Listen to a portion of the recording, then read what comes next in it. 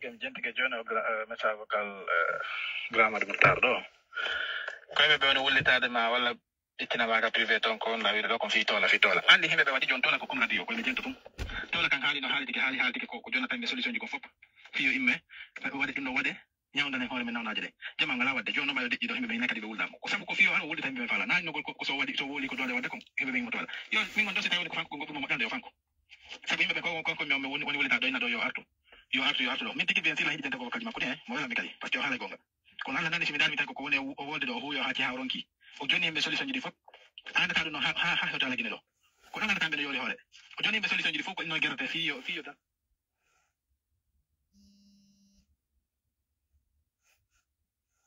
fiyo tan lendi dan o woni hawronki ala ka wadede kono mo yande kan ko tola o joni be lawo ko kala ta o nali be yalto ko hande o nali be yalto yenna goddo o nali be yalto singo goddo kono yobe darno golle mabbe hasko 2 jours ko waddi ko 2 jours a golli jonka hebda 18 ans misal jetten non to do mburi haray malade fande jongi 18 ans hay bi wona 20 ans 30 ans 35 ans kita nyamude ma wala ya hebde ko da nyamude ko 2 jours ala tama hebde ko nyamata ko hara ando ngol hebata seno comme nande no goddo nena o goddo ni kan gadi wonde babbel man sida woni ko nyamata ko bonota ko hara tama hebde go hara ando ngo fata kay bugo jamaaji ko fa woni woli trada ka privé ma tan yo tola artu tola ni wadi ngartinni no way wonde ko hara ko wobbe ben selon min kadi ko min nani wobbe na e groupe ji goko way wobbe sikira nanga hara ko sumpita ko simo jam kono non na do ino goltum hara ko faale ko tigi ko be wuldama ko be wuldira ko kadi ko fiyo aro itta be sewtani kanopi na do fi no ko so woli be jonde be solution be meta di zero wala bila mi do to na do ko de ko ngam yo de yo de parce que jama wala na ma haron kama inama be mo kala darno golle mo de taw kala darno golle mo de ko woni wonde ko fopin be hede non de jon na tata be ko hay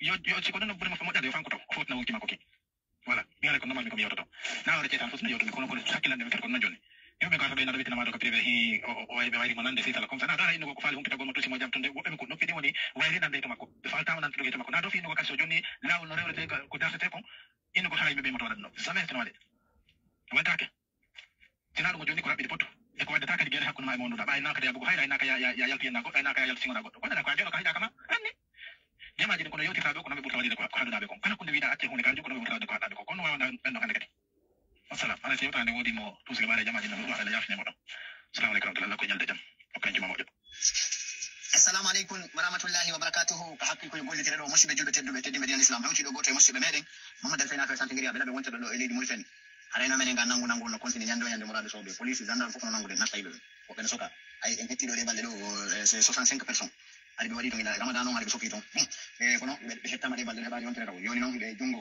consultine mo bon ha be ndara no o ina wali tama be ultra kamede wala hare ko programme woni ko fada aba hare fono salminano jarmano weltana hare arta e modon ko be yuti do ko mom Ahmed Mutar ko yuti do ko mais c'est tola si arti kam jobe men do vide weltani Allah subhanahu wa ta'ala hide jarne sabu piji buyino fajja do haray si tawi woni monsieur tola arde do compétent ko joddi ko en anday goddi avant hewtude fam en anday goddi avant hewtude di jangina en ko arda ko diliki on hon on ko wino sans ko detna ko je oto je en kati fami monsieur tola wino wata goto wakkilo wata goto sans plak mo gari oto on to ko tal woni ganal son gari balde didi balde tati ko kali woni ko be lannira e fa tan wono be daga si goto fu plak mo jogo yo golli digo don fami voilà joni be wino kadi yimbe en accu nakko kalis mon ko banque surtout non commerçant be mabbe yo be retire kalis mabbe din be nago de sere be maria ton fami be wi gouvernement wala lannira ma kalis o wi be wadari dum don monsieur tola wi be wadari dum ko hoore wona yana ala tan sa ya be bas ya ko bas ya kai ya ko mazi masala yam sabu zaide yosir yam sabu yam yosir yam sabu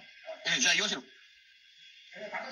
allo bon alhamdulillah rabbil alamin ala be yakne mo non ala be yoti en non e wi en si tawi woni mariari budi men din nokko go si Allah jabi ko enen budi men be golli setta are do ida fala budi tawa hebata haran ko budi ma de marda ko hebata na fino e wi amara ton 100 million wala 200 million ari be na ma hande ko 3 million wala 2 million ko patado e wi haran ko metti buradu non o wi si tawi no yimbe be yeddu o tagoto wadi ko be wi ko ara yo salo e wi ma tayo de galle goto fu be halna dum wota wadu e wi ko no si be haali ka wasa pulo kala nan do fekina yimbe men be kala fekina na do se woni ka so wala ki o e bara ko aba yi de yone kati e son fam ande sa joni budi kamento fami budi bui kul ade ma fetani wala hande wala seda jango kadi wala be na budi ala fati jango ara ba fedi ko ya walli 100 million ara na fala 10 million be ma ko 3 million 4 million mata ko metti burdum budi ma di walli na ay tadi budi ko metti buradu joni ine joni ko der baltadi wala yotere pet kono no dila be ila lo fudi yon wuri do demo o fami awara si be seto la artido mo wondani ana ko der moral sobe assalamu alaikum wa rahmatullahi wa barakatuh kama sidaka hakke to ko dikira do haral mi ko are ko sadi mon ko toli mi do mi yaltita o yi ay lam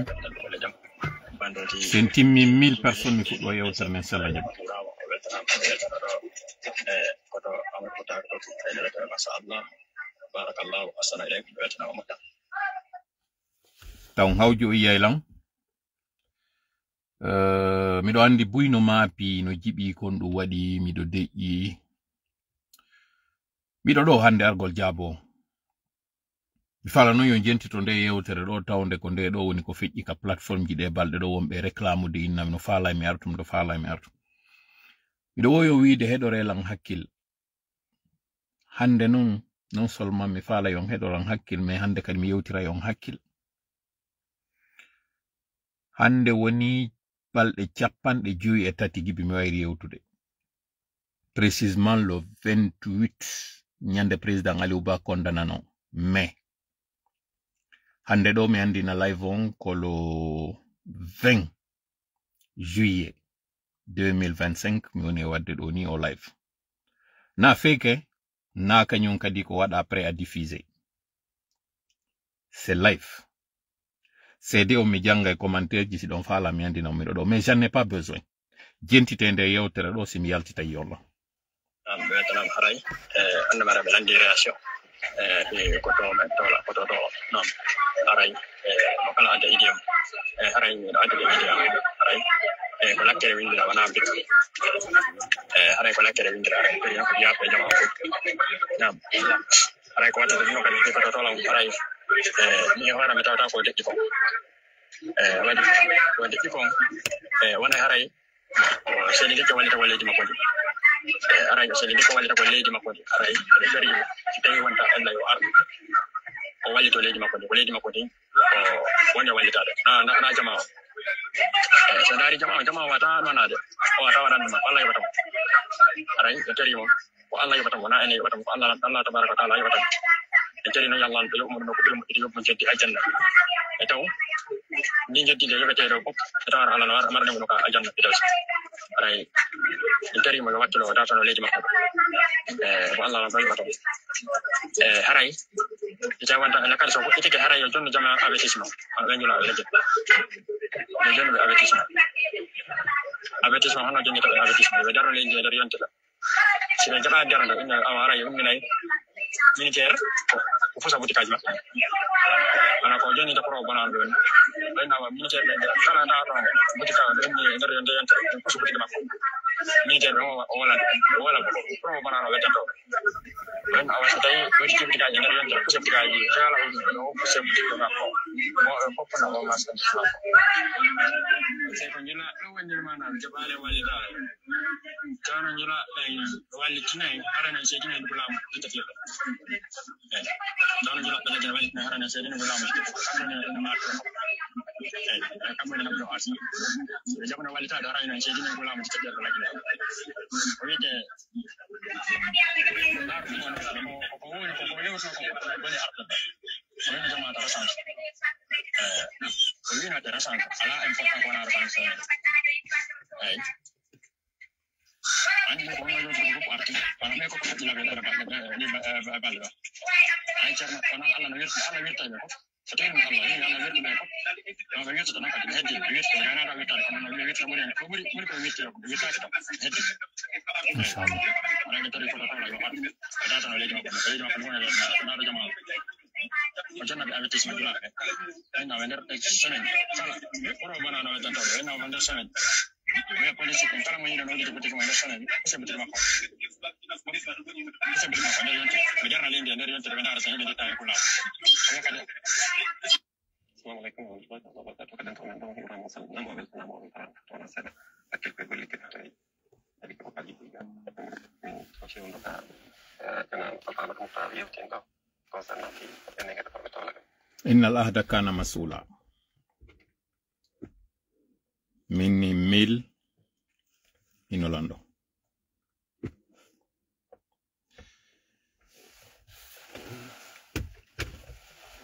Miɗo e jam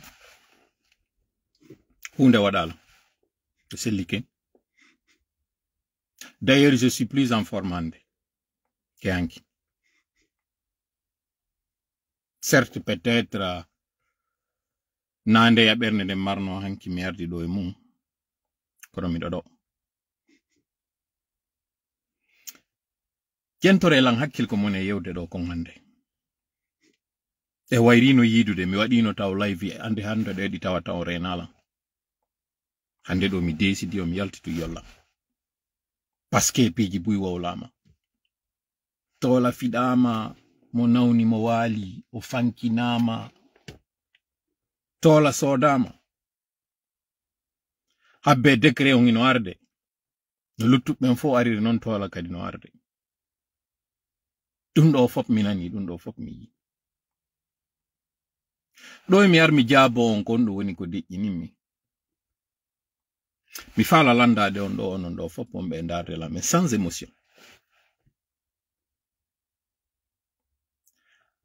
Ka wonɗen e yewtude ɗo ni min naw on fop fuse téléphone ji moɗon ɗi. Min na fuse ɗi fop ono wonɓe ndarde lam ɓen ɗo fo fuse téléphone ji moɗon ɗi. On fusaydi. Jabelanga commentaire ji min na on ɗo joni fuse téléphone mo on ɗo lang e ndarirde on. On fusay mo. Woyi holiɓe lamɓe en fusay. Parce que ɓe andi mi fenantaɓe. Ma mi fenanali. Hutiɓe ɓe landito hoore muɗum. Si min fusi o téléphone mo min wonma ndarirde ɗo kono min yirayma. C'est ça? Mais min na on ɗo joni ka wonɗo ndarde ɗo mo kala yo banto wonɗo takko muɗum. Est ce que on bantoto wonɗo takko moɗon? Ko hakkil mi woni on e landorde. Ko hakkil woni on e yewtude. Na duppuɗo woni on e yewtude. Ko goɗɗo deeƴuɗo ha. Mi faalo non kadi on jentorolan non hakkil ko moni e wolde ɗo ko. Mi fuɗɗito yewtere nden. Ono wonɓe ndarde lamɓen ɗo. Min na on fuse téléphone ji moɗon ɗi wonɗo lang e ndarirde ɗin ɗo ni. Est ce que on waɗay? No mi wiri non hooliɓe lamɓen. Anduɓe ɓen ko mi woni ɓe wowlande ko mi wowlantaɓe mere ɓe waɗay. Net. Sans réfléchir. Woɓɓe go waɗa pause inna mais attends. Si min fusi ɗo joni o téléphone. Ko honno men heɗitortoma, ko honno men famirta ko falɗa men yewtude kon yeeso. Si min ni non joni bante mo kala mo jooɗi ɗo yo banto wonɗo takko mo. Est ce que on waɗay? O waɗay. Aw joni na bantagol min na on joni hende ɓiɗɗo mon bajjo walli non mo hirson. Siɗa woɓɓe innay mi bantoto mi ara mi jeejoya kono ko kom landi on ɗo goto e mo waɗata. Alors rassurez-vous mi randota ko yon banto goɗɗo. Andi ten slogan on wiɗen ƴiƴe ala, yiite ala, hoyre ala, hayre ala. Han joni mi jabaki on kon ɗon deƴƴinimi mi landoton taw woni ono. Parce que piji buy wowlama no mi wiri non. Heɗo relan non hakkil. Faamon kadi ko mi woni e wowlande on kon. Parce que en wowli ha. Mais pour finish, ka lannode konto wonde. Yetelan ɗo ko mi wowlani on. Ko tawata waɗama no mi wowlani non. Yetelan ɗo ka wonɗon e ɗumannade ɗo ka commentaire. Ono wonɓe arde landola yomi yaltu kon ɗum mi fankani. Ono wonɓe yaade lando proche ɓe an kon ɗum mi fankani. Woni ɓe wonɓe landorde tawa ko jalkitugol. Généralement on ɗanike. Onon kadi ko mbamo on ɗanike. Neɗɗo mo holorɗon on kankadi o sodama. Ɗin ɗon fo hino ton. Kono na ɗi woni important. Onon wonɓe landade ɓen tawayno maapi si goɗɗum waɗiran. Awo yiran no mi joɗori ɗo. Wiwɓe ɓen ɓe jooɗike ɓe waɗi halwa ɓe waɗi duwaji fiɗanningol tola.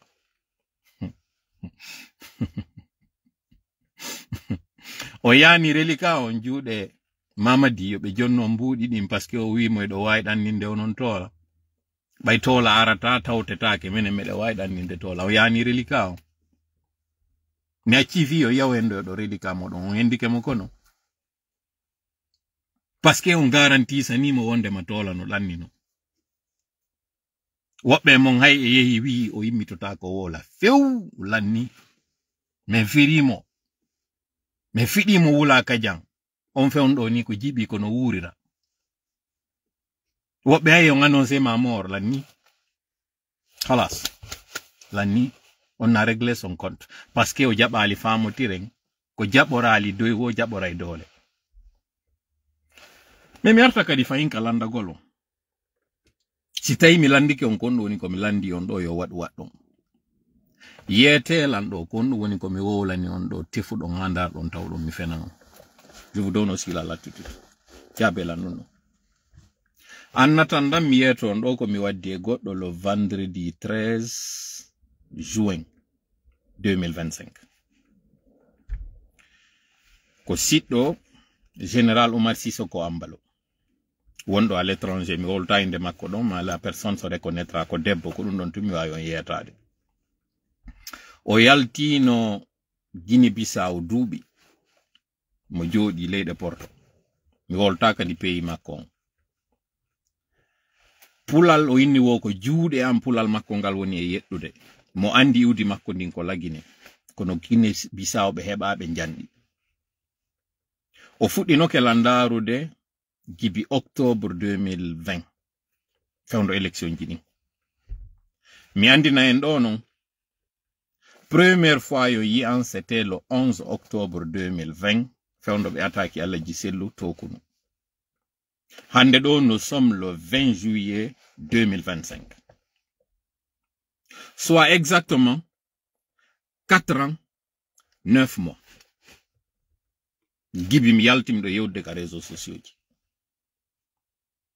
gibi frappe on fuɗɗa yewtede fi muɗum fi ko wiyete kon on tuma équipe tola on ko octobre fuɗɗa réfléchissede fewndo élection waɗunoɗi ɗin le 11 octobre 2015 résultat définitif ɗin yalti novembre gibi novembre 2015 heɓi hande ɗo juillet 2025 tola no moƴƴinde équipe on ha hande ɗo on fof on andila duuɓi joyi ɗi duuɓi joyi ɗo mi somali mi haɓali miɗo yewtude on nden ñande noon vendredi 13 juin kan 2025 o sonnajo ɗo o geri ha men humpodiri pulal makko ngal laaɓa moƴƴagoy no mi wiri on noon o inni goɗɗum ɗon ko yiɗiri yewtu jentagol landaranmi ko parce que ko ɗon pulal makko ngal laaɓata o anda kadi ko ɗum woni leydi makko nin d'origine ko fulɓe keebu iwɓe terlen telimireri ndin terlen kerol Guinée e Guinée Bissau o immi mawɓe makko immi yehi wontiri terlen ton siɓɓe no mi wiri on noon général Oumar Sissoko Ambalo nden ñande yewtere amen nden do juuti kono mi ñogginano onde ɗo ko mi waddi kon parce que miɗo andi ɗum ɗo jaaboto ɓuy e moɗon o inimmi ko tola nawna minni mi nawna kon ɗum awa deƴƴimma mi jaabaki mi yewti ha o innoyimi si tawi do hara ko yennaɗa kon hara ko ɗum waɗi deƴƴuɗa wata tewto mi yennama o inni wo ndaari live ji ɗi o nani woɓɓe hino ɓari ndolan ton womo tañƴini aray ko ɗum mi yi sur TikTok mi waɗana en ɗo non pause mi andina en na mi ɗaɓɓuɗo visibilité ko ɗum haɗi mi yaha TikTok compte ko mi jogi wo c'est sur Facebook ça fait 5 ans miɗo yewtude han joni je n'ai pas 200 000 abonnés j'ai 4 pages ɗi anduɗon tola tengela tawno ɗon ko on woni toli moɗon ka tola ko woni page an arano mo synchronisé o ɗo fewndo ɗo deuxième page on frappe Front républicain pour des actions patriotiques comme on wadde live on ɗo fi muɗum troisième page on fewndo ɓe attaque tola tengela on tawno ɗon on tuma ko hakki ko toli moɗon ka tola créyuɗen o wiyeteɗon hakkil faamu e pinal ɗiɗo foɓɗi e haaɗi heɓi difficulté page am mi wonno yeyde otoje muɗum inneteneɗo daral tombo bili mi transforme mo mi wattimo le link ɗum ɗo ko précision mon e wadde ko ɗi page ji nayi ɗo ɗi anduɗo lan officiel harana ɗi tawata ko officier ɗi wonɗo lan arde suivol lan e mum publication ji ɗi mi waɗata raw ganda ko min tola woni ɓawo majji ɗiɗo fof goto e majji jogiiɗo 200,000 abonné ala pendant so tan miɗo andi ɗo ni page ji woɓɓe tawoɓe ko TikTok ɓe woni e waɗude min ni noon TikTok ko arrêté ame ɓe yeeɓa hoore maɓɓe worɓe e rewɓe ɓe holla payago ils ont 175,000 abonnés fus ɓe wolata ɓe waɗata fus e contenu maɓɓe on sinayo ɓe ara ɓe wirta ɓandu maɓɓe siko rewɓe ɓe yaltina ɓalli maɓɓe ɗi siko worɓe ɓe ara ɓe holla bulaw yagal yafo ɗollan expression on kono ɓen ils ont 175,000 abonnés ça m'a pas dérangé c'est no mi wiri non na visibilité mi ari ɗaɓɓugol fes mi heɓi ɗo 22,000 personnes wonɓe landarde live 22,000 wonɓe ndarde la live ça m'a pas ébraillé ɗum waɗali mi tawdi balmi am jamais no mi wiri non cd on ko ɗum haɗi mi ya TikTok parce que na tendance on mi jokki ko addimi ɗo c'est pour une mission bien définie humpitugol jama on goɗɗum ɗo yo arde tawaɓe wonen dans la proactivité plutôt que la réactivité kono woni ɗum e pulal wawen heɓindade ndu murandon ɗo ndu arde ɗo yo ndu hewtude wiyen eɗen jaɓɓitade ndu ko fawni ko ɗum additola ka réseaux sociaux ji ɗum na mbuɗi mi ari ɗaɓɓugol ɗo na inde mi ari ɗaɓɓugol ɗo na andede mbadine miijo ko ɗum woni imagine min tola omo wonɗon e yiide ɗo si fatunde waɗi ka ɓeygore amen kaka réseaux sociaux ji mi andata mi ala on noddo wala direct inna mi kaari fatike je n'ai pas cette personne denna bo e pera kan na mi holleteɗo sasa signifie min kan na mi waɗowo ɗiɗo few gibi anduɗo mi ari ka réseaux sociaux ji ɗo gibi mi ari ka réseaux sociaux ji ɗo mi dennali mi peerali mi mayali mi hurana heɓi noon fatunde kono inne mi yidama mi joɗodama mi yewtama ça c'est pas fait ɗum ɗo ko mbadigol miijo ngon tumi on hollande taw ngo cippiro ko ngo muusi kon mbadine miijo yo taw min si mi yaha yawgol soodoya ko ñamete koye mi waɗu masque si mi yalta e saare nde mi woni simɗo doginde oto walal ngal koye mi waɗu masque mi dogina ngal wasi han joni koye covid wonɗen mbadine ka ɓuri wiwde kon hino hirfini si mi yaltinayi ñooge an ka nder suudu mi naɓa ka yaasi mi hibboya koye mi waɗu masque na ɗon ari haaɗi ɗum ɗo fof ko fiwata kawtal jo an andi tan nyande go tun e ko wi'ete hino haylorade ton e nder système on ɗo goɗɗo wawi wiide ko kaari ko mi on e yide vidéo ji mon hino circula mi jiteno ngeɗa wadde andal gurdan ɗo duuɓi 3 duuɓi 4 ko ɓuri raɓɓiɗude kon kawtal jo ma nayo andu ko jokkuɗa enon ɗon sikka ɗan gurdan ɗo goɗɗo eno yeli ɗan gurdan ɗo onon compré waɗugol ɗan o sadaka ɗo iɗo waymo wadde onon ɗum ɗo ajana laayi wiwgol miɗo yaade aéroport miɗo yaade événement ka yimɓe innatay no fotti ko guinéenɓe ɗum ɗo ka woltake fi mum do you guys think this is a joke ɗon sikka ɗi réseaux sociaux ji ko gotum ardiraɗo fi mum pandanke woɓɓe no wari ɗaɓɓugol visibilité ko ma weeɓito ko ma yeeɓito ko ma holla hande ɓe ñaami o plaɗo ɓe yehi ɓe fijoyi e hôtel ɗo ɓe mari nde ɓe ngure ɗo min mi wata wadde ɗum je ne peux pas sikkon non ngo cippiro ngo wawa e muusude gotum o taw ɗon ɗo kañum no e kaso ngon kaso tawgo ko a ciel ouvert e on taw ɗon himo ɗo fi ɗaɓɓugol mbuuɗi fi ɗaɓɓugol yimɓe fi ɗaɓɓugol inde ko cippiro ɗo ngo wawa e wonde gotum ngoɗo ngo wawete jonnede sadaka goto on aw mi arta non ko mi yewtidi e oɗo kon min mi ala ndarude ko na yewtede réseaux sociaux donc goɗɗo ko yennata ɗum mapinala mi yal ɗum ko an walla yetade ɗum o inni awa si tawi a yennaka ko ɗum deƴƴinma awa wa'u andude ɓe wawima ɗanninde parce que si tawi a deƴƴiɗo a nawna a yennaka a monaki seke karmo koɓe ɓen ɓe wawima ɗanningol ɓay wowli ɗum mi moosi min mo bandirawo joni accumi yewte ɗo min kadi mi landoma ko tawata ko non woni e landade minni ko wonde tuma mi fuɗɗi wowlugol ka réseau sociaux ji o inni mi ka o fuɗɗi landarude dow ko affaire to kuno minni bien ɗum ko fewndo fuɗɗi ɗon lan onon e yiwde minni ɗum ko hawri ko le 11 octobre 2020 ko nden ñande Alaji Sellu Sakka minni hande ɗo ko vendredi 13 wonɗen tawayla yetade ko jonte jelu woni gibi nden ñande ha heɓi hande ɗo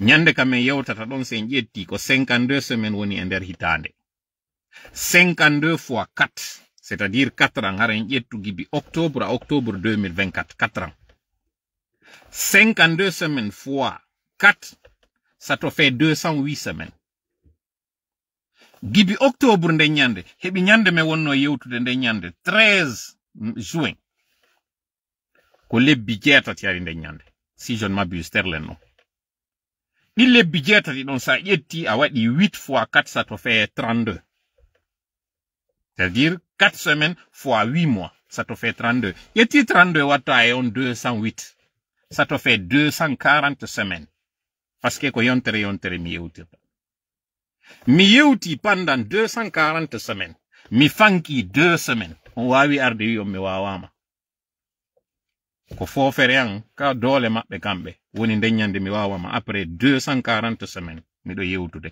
mi fanki pendant 2 semaines parce que ko le 28 mai mi wayri wadde live ndeññande kon ɗo mi yewtuno guinéenɓe ɓen min ni Aliou Ba debout dans un pays à genoux Aliou Ba condamné ngon kaso ngo tawata ko tooñe guinéenɓe jooɗo ndara Aliou Ba ko condamna comme si aray ko gerto kun condamna Aliou Ba nata kaso le 28 confirmé wondema il va être emprisonné pendant 2 ans nden juldere donking hikkunde ɗon jama immo yaha waɗa donking village kaari embouteillage ji waɗi e circulation on comme si Aliou Ba sokaka. Vous avez continué vos activités comme si de rien n'était.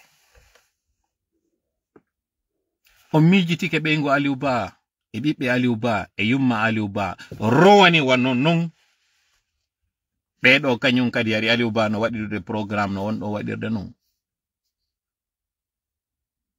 onon o yehi o waɗi juldere moɗon nde tout bene comme si de rien n'était goto e mon sanzali activité muɗum goto e mon sanzali habitude muɗum sabu Aliou Ba no yehi kaso embouteillage waɗi e ɗateɗen no wowiri accident ji waɗi e ɗateɗen no wowiri o yehi on hebbini village ji moɗon ɗin on hersi tebbeli moɗon o waɗi no wowiri non comme si de rien n'était nene Aliou Ba yi ali Aliou Ba mo maɓɓe no ari juulide maɓɓe labe ɓiɓɓe Aliou Ba hendaki conci julde muɗum parce que baba maɓɓe naatino kaso gibi le 26 décembre 2024 ɓeɗo wolta fi conci julde ɓeɗo wolta fi layya ɓeɗo wolta fu seeɗiɗo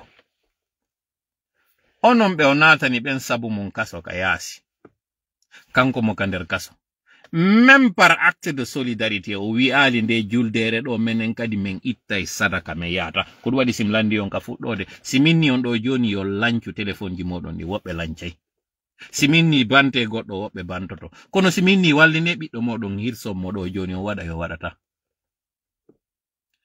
Annabi Ibrahima nde juldere nde yawɗon ɗo waɗɗon sama kala e mum fijuɗon ko nde waɗira ko parce que Annabi Ibrahima wi a ƴettu ɓiɗɗo ma on wallinamo hirsamo o jaɓi o hooli parce que ko patron makko landimo patron makko patron ɓeygo makko patron ɓiɗɗo makko wimo ɓiɗɗo ma on a naɓay mo wallina nokkel kaari hirsamo ko min jonno ma on orto o waɗi parce que mo andi on landiɗo mo ɗon landoraki mo mere no andi ko waɗi ko walillahi almathalul a'la il l'a fait Jentorela non hakkil ko moni on e wolante ko. Parce que do yide do tola on anda kon dun tola woni on e yewtirde. On anda tola kon woni hendorde information ji muɗum. Hido yide do goddo no ara wowla tous les moutons se promènent ensemble mais non pas les mêmes prix. Aw hande mi huncitana on seeda. Mi yewtaw. Les œufs dans les œufs. O yi o mon ɗon yide yeso mon ɗo no jooɗi. Kala ko mi tori Allah kon o jonnilam. Kala ko mi wi Allah, mi waɗi ni juuɗe de mi wi Allah, waɗanan hunde kaari o waɗanilam. Na non min tun o waɗani ɗum ɗo. En fop ɗo Allah waɗanan en ɗum ɗo. Fiyon ɗum non ko kanko yamiri en wi'i odo woni o watti ɗon honɗum astajib lakum. Torelan ko yamiruye ko diina. Astajib lakum ko fodore makko on mo tawata o bonnata ahadi. Tuma mi heɓi sattende wo mi fewti Allah mi torimo o jaabinanaylam. Ɓe wi'uɓe ɓen ɗo mi sodama. On partage ɗo vidéo ji am. Kami wonno huɗude senerde e ɗimmoɓe muɗum. Mi e ha min ni siɗɗo an sino tawa e maɓɓe Allah halkumo. Min non tola min mo mi yiltito mi yami tawta on gouvernement. C'est que mi jooɗi tu mi miijiti neɗɗo on konno miijitorta. Mi jangi moƴƴa e nder ko mi deƴƴi ɗo ko. Mi wawi jangude moƴƴa non. Mi faami moƴƴa mi andi. On andi kon non ɓuri musude e cippiro. Na waɗede laɓi kinka dande. No woɓɓe go wowlirno nyande goɗo e audio ka hakkil yo gollitire. Ko tuma waɗɗani ndaroɗa waɗuɗo killaɓi on. Tawa ko hanonoɗo sakkade laɓi yo hewte sakko kin waɗe e dande ma. Ko ɗum ɓuri musude. Ene on wattani yilango cippiro ko mi deƴƴiɗo ko on fom. Est ce que on yi goɗɗo e ɓe ɗimmoɓe amɓe mi waɗidata live ɗo ɓenen ɓe innoɓen ɗo ko men cyber activiste. O yi goɗɗo eno ara landoɗo fiyan. To gasa ara waɗi no gasa mi yaali. Waɗanelan ka commentaire ji wi on kaari par exemple waɗi live. Je connais un. Fodé à image. Mi profita ka occasion ɗo mi hiwromo. Le seul mo mi andi o waɗi live. Ɗon kañum kadi wo ko yimɓe ɓen no landade mo fiyan o ari waɗi live. Landagol fiyan. A part o ɗo yi goɗɗo go arɗo inni tola deƴƴi. Yo tola artu. Ajana lai kan o yi goɗɗo yiltituɗo vidéo ji an kam mi wowluno konko mi wowli ɗo waɗi. O yi. Là je parle ɗimmoɓe am ɓe moni e waɗirude cippiro gon. Ɓe innaɓe ɓen no somdallo même kam. O yi. O yi yimɓe ɓe tawata e wiwno ɓe wata on waɗu hunde kaari ɓe immoɓe waɗa. Ɓe yaha ɓe duɗɗoyo ɓe yiltitoɓe na finalement ko tola marno gonga. O yi ɓe waɗuɓe ɗum ɗo. Yaltimɓe vidéo ji an ɗin fof ko mi ɓuri yiwde kon ko wonɓe waɗude buzz yaltina vidéo ji ɗin pour se faire de l'argent. Et je vous informe, désormais mi applique ay droit d'auteur e vidéo ji an ɗin. Pourquoi? Parce que mi andi ko commerce jaka wona waɗede ɗo. Mi sikkuno ɗi message ji et j'étais l'un des rares remercioɓe yimɓe parce que ils ont partagé mon contenu. J'étais l'un des rares. Désormais non, on va changer de paradigme. Mi woɓɓe ay wonnoɓe waɗude des vidéos de moi ɗe ɓe yaltini ɓe prétenda ɓe inna wo ko live. Parce qu'ils vont se faire de l'argent. Que ça soit sur TikTok, que ça soit sur YouTube, que ça soit sur Facebook, Instagram ka wowlaka. Ces gens-là sont plus préoccupés par l'appât de l'argent heɓugol mbuɗi ɗin sur le dos de quelqu'un wonɗo e wadde lutte, une lutte sincère. Parce que no mi wiri non na mbuɗi mi ari ɗaɓɓugol ɗo. Au contraire, gibi mi fuɗɗi o littu billahi wallahi mi ɓurtu perdude mbuɗi. Parce que les week-ends que j'aurais pu rentabiliser, fewno mi naɓayno auto, ɗum ɗon on déjà que j'ai arrêté. Les week-ends j'aurais pu les rentabiliser mi golla mi heɓa mbuɗi. Parce que ici ko leydi ndi tawata ɗa wawi gollude toute l'année, sans interruption. Si a hulata yoɓugol taxi. Mais toute la semaine, mi ɗo ɗaɓɓude information. Tout le week-end, pendant que fowno fowtade mi ɗo arde ɗo yewte. 1 heure, 2 heures, 3 heures. goɗɗo jooɗoɗa inna ko wonɓe ɗaɓɓude mbuuɗi ko weelaaɓe ɗo kadi ari 53 jours mi waɗali live. J'ai fait plus d'argent in 53 jours ji mi fowtike moƴƴa que lorsque si j'étais en train de faire des lives. Mi nani ɗo vidéo kawna wiyeede wo ko miɗo ñaami mi andas ko jelo 20 ou 30 000 jeggitis ko dollar ɓe inni ko euro. Alors pour votre information, on monta mo jonno ɗon ɗon ko charge mensuel ji ɗi mi mari ɗinno. Si min ni charge mensuel entre carburant, assurance, salaire, comme yobata. Ça veut vous dire que j'ai des employés, moi, qui vous parle là. Et baugal Allah, na dole am. Encore une fois, nous me wiri non. Les moutons se promènent ensemble, mais n'ont pas les mêmes prix. Sa anda goɗɗo ta wowlo e hoore makko. Avec toute modestie. Anduɓe lamɓen no andimi. Et je vais profiter de l'occasion avant de vous donner 2 informations ɓurɗi addude lanɗin ɗo. Pour vous relater un peu comment j'ai mené ma vie en 7 minutes. Iɗon andi mi waɗi transport, mais vous vous êtes jamais peut-être posé de questions kon ɗum waɗini tola transport. Fewndo tawno vacances si hewti yimɓe no jangude. Si vacances hewti ɓe yaaka kaari, min vacances je ɗen fo mi yahi mi waɗa wali yagal kawtoje amen. Ko ni mi ekkitori oto. Fiisi hitande nden fuɗɗike hara mi arali mi fewtina jungo ango minna koto, jaaja, bappa, kaw, o kanko mi sooda paɗe. Sooda nan fourniture. Mi ara mi ƴaara lakkere anden ko mi miña jon oto mi rondo. Mi welday ɓe ka karseri, mi welday o ka cabine. Ha hande mi ƴawali mi waɗa convoyeur, mi woni on immotoɗo ya dénonce chauffeur ji on ko waɗi kon e hoore jon oto.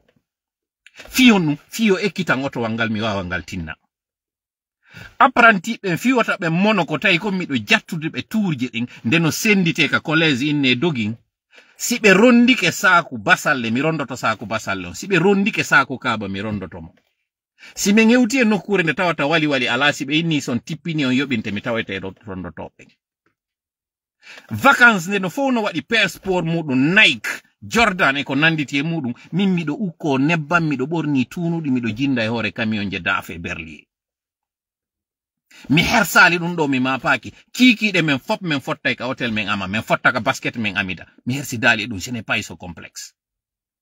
Mi heɓi permis an on tawi mi ala e duuɓi. Yimɓe landilan ko no ɗaɓɓirɗa permis an kadi a yalta e l'école, min mi yaltata l'école. Kono ko mecce ɗe mi tawri baben anni, si mi wawali ɗi haray mi ronali ɓe. J'ai eu l'expérience, j'ai eu le métier, en plus de ma connaissance. Jamais, une fois mi woni 7e dans ma classe. Sinon, premier, deuxième, troisième, hara ko ex aequo. Ça veut dire que mi ekkiti auto on comme besinali la niveau on ka l'école. Mi naɓiɗi ɗiɗi non. Yeyi non ha ambition an on non joni ko yewgol lannito yo nde jande. Mi fewti no mi wiiri on non toujours ko ɓuri musude ko tumata e goɗɗo si ƴetti laɓikin dewti kab dandema tawa ko on hannoɗo ma sakkade. Min kaka mi yanirayno ɗon mi ƴawiri kaka mi ƴawirayno ɗon mi yaniri. Mi fewti nder ɓe gurnen fop min ni wallela mi lannito yo jande anden à l'étranger. L'histoire est longue, mais ala natude ton e détails qui sont d'ordre familial, mi heɓali wawɗo la wallitade. Mi laƴƴi gite mi ndaari mi tawi. Min kadi miɗo wawi waɗande ɗum ɗo hoore am. Mi profita non ka occasion ɗo mi yewta inde goto. Suka mo dongol tuma wiyeteɗo hatta biw. Miñam met kalala mo wuuri, met kalala no wuuri ɓe mayali. Ko min e hatta biw juwano ƴawde avion goto immo ya leyɗe Porto. Fotti do moyen ko hatta biw immi yeyi min mi yaali. No mi wiri non mi ala nadde hande ɗo e détail ji. Puisque Allah no jonni mi doole, jonni mi juuɗe, jonni mi hakkil, waɗi yo mi toromo kanko, mi fewti e makko mi torimo, gidinmi ko mi waɗata kon. Mi waɗa ɗo non taw pause mi andina. Otowal ngal mi atti gerde ngal. Ko otowal ngal tawno ngal fop no andi ngal pita ko telma ɓe innata ngal. Tawno ngal apew ngal ya ngal wadda ɓe ngureji ɗiɗi. Ngal dogina ha ngal dari. Komi lekkoljo. Ngal otowal ɗo si wattanayel ngal wadda e famille ji. ɓay mi ƴettingal otowal han ngal landino pine 10 mi jindi e nder pita ɗo mi heɓali o wallitotoɗo langal heɓa ngal ɗe pineje 10 ko Hassan libanejo wonɗo labe kon ɗo mi yehi ka muɗum kon ɗo walli men heɓi ɗen pineje 7 o ñawli men mi wowlata inde ɓen tawnoɓe fodi men pita ɗon wi men heɓay ɗen pineje ɗon ɓe ronki wawde heɓade ko be kan sembe kanyun kadi na de Allah hinno de medday labe puncum ko ben non kanyun kadi men tawno tay mbudi ala ngal no landi moteur kambe kanyun kadi walli ngal oto wallo ala jibora tawbe ben ko mamma jambe wiete ko be do nyawli men pièce ngal oto waldo ngal watta ha ngal woni kendewal ngal woni hore lawol ko miseri ngal ko ngal do woni premier oto ngal miseri jona mi do gérude ngal ko mi le élève jona de mi étudiant mi do gerde ngal fi wata nde be ngure don de habu fi ngal otowal kono bay ko Allah mi fewti mi torimo ko kanko giddi wadi ngal ballal do fop hebi ngal otowal do ngal dogi ngal wawi yade ngal yobita nyamale maggal mi habidale e Sadi kanyum o Hassan Sadi libanejo mi habidale medday mi habidale koto bora ngal otowal do Allah hinno me tusman bari kanyum jogino ngal odo ekiti mi mecce wawi wadde taw ko do atila jonnude otowal mi dogina ngal sarjewal ko wadi non kankadi on nawno e lawol tay nde nyande ko mami dogina ngal parce que si men doginali ngal mi watano hewtoyde nde nyande dingirayi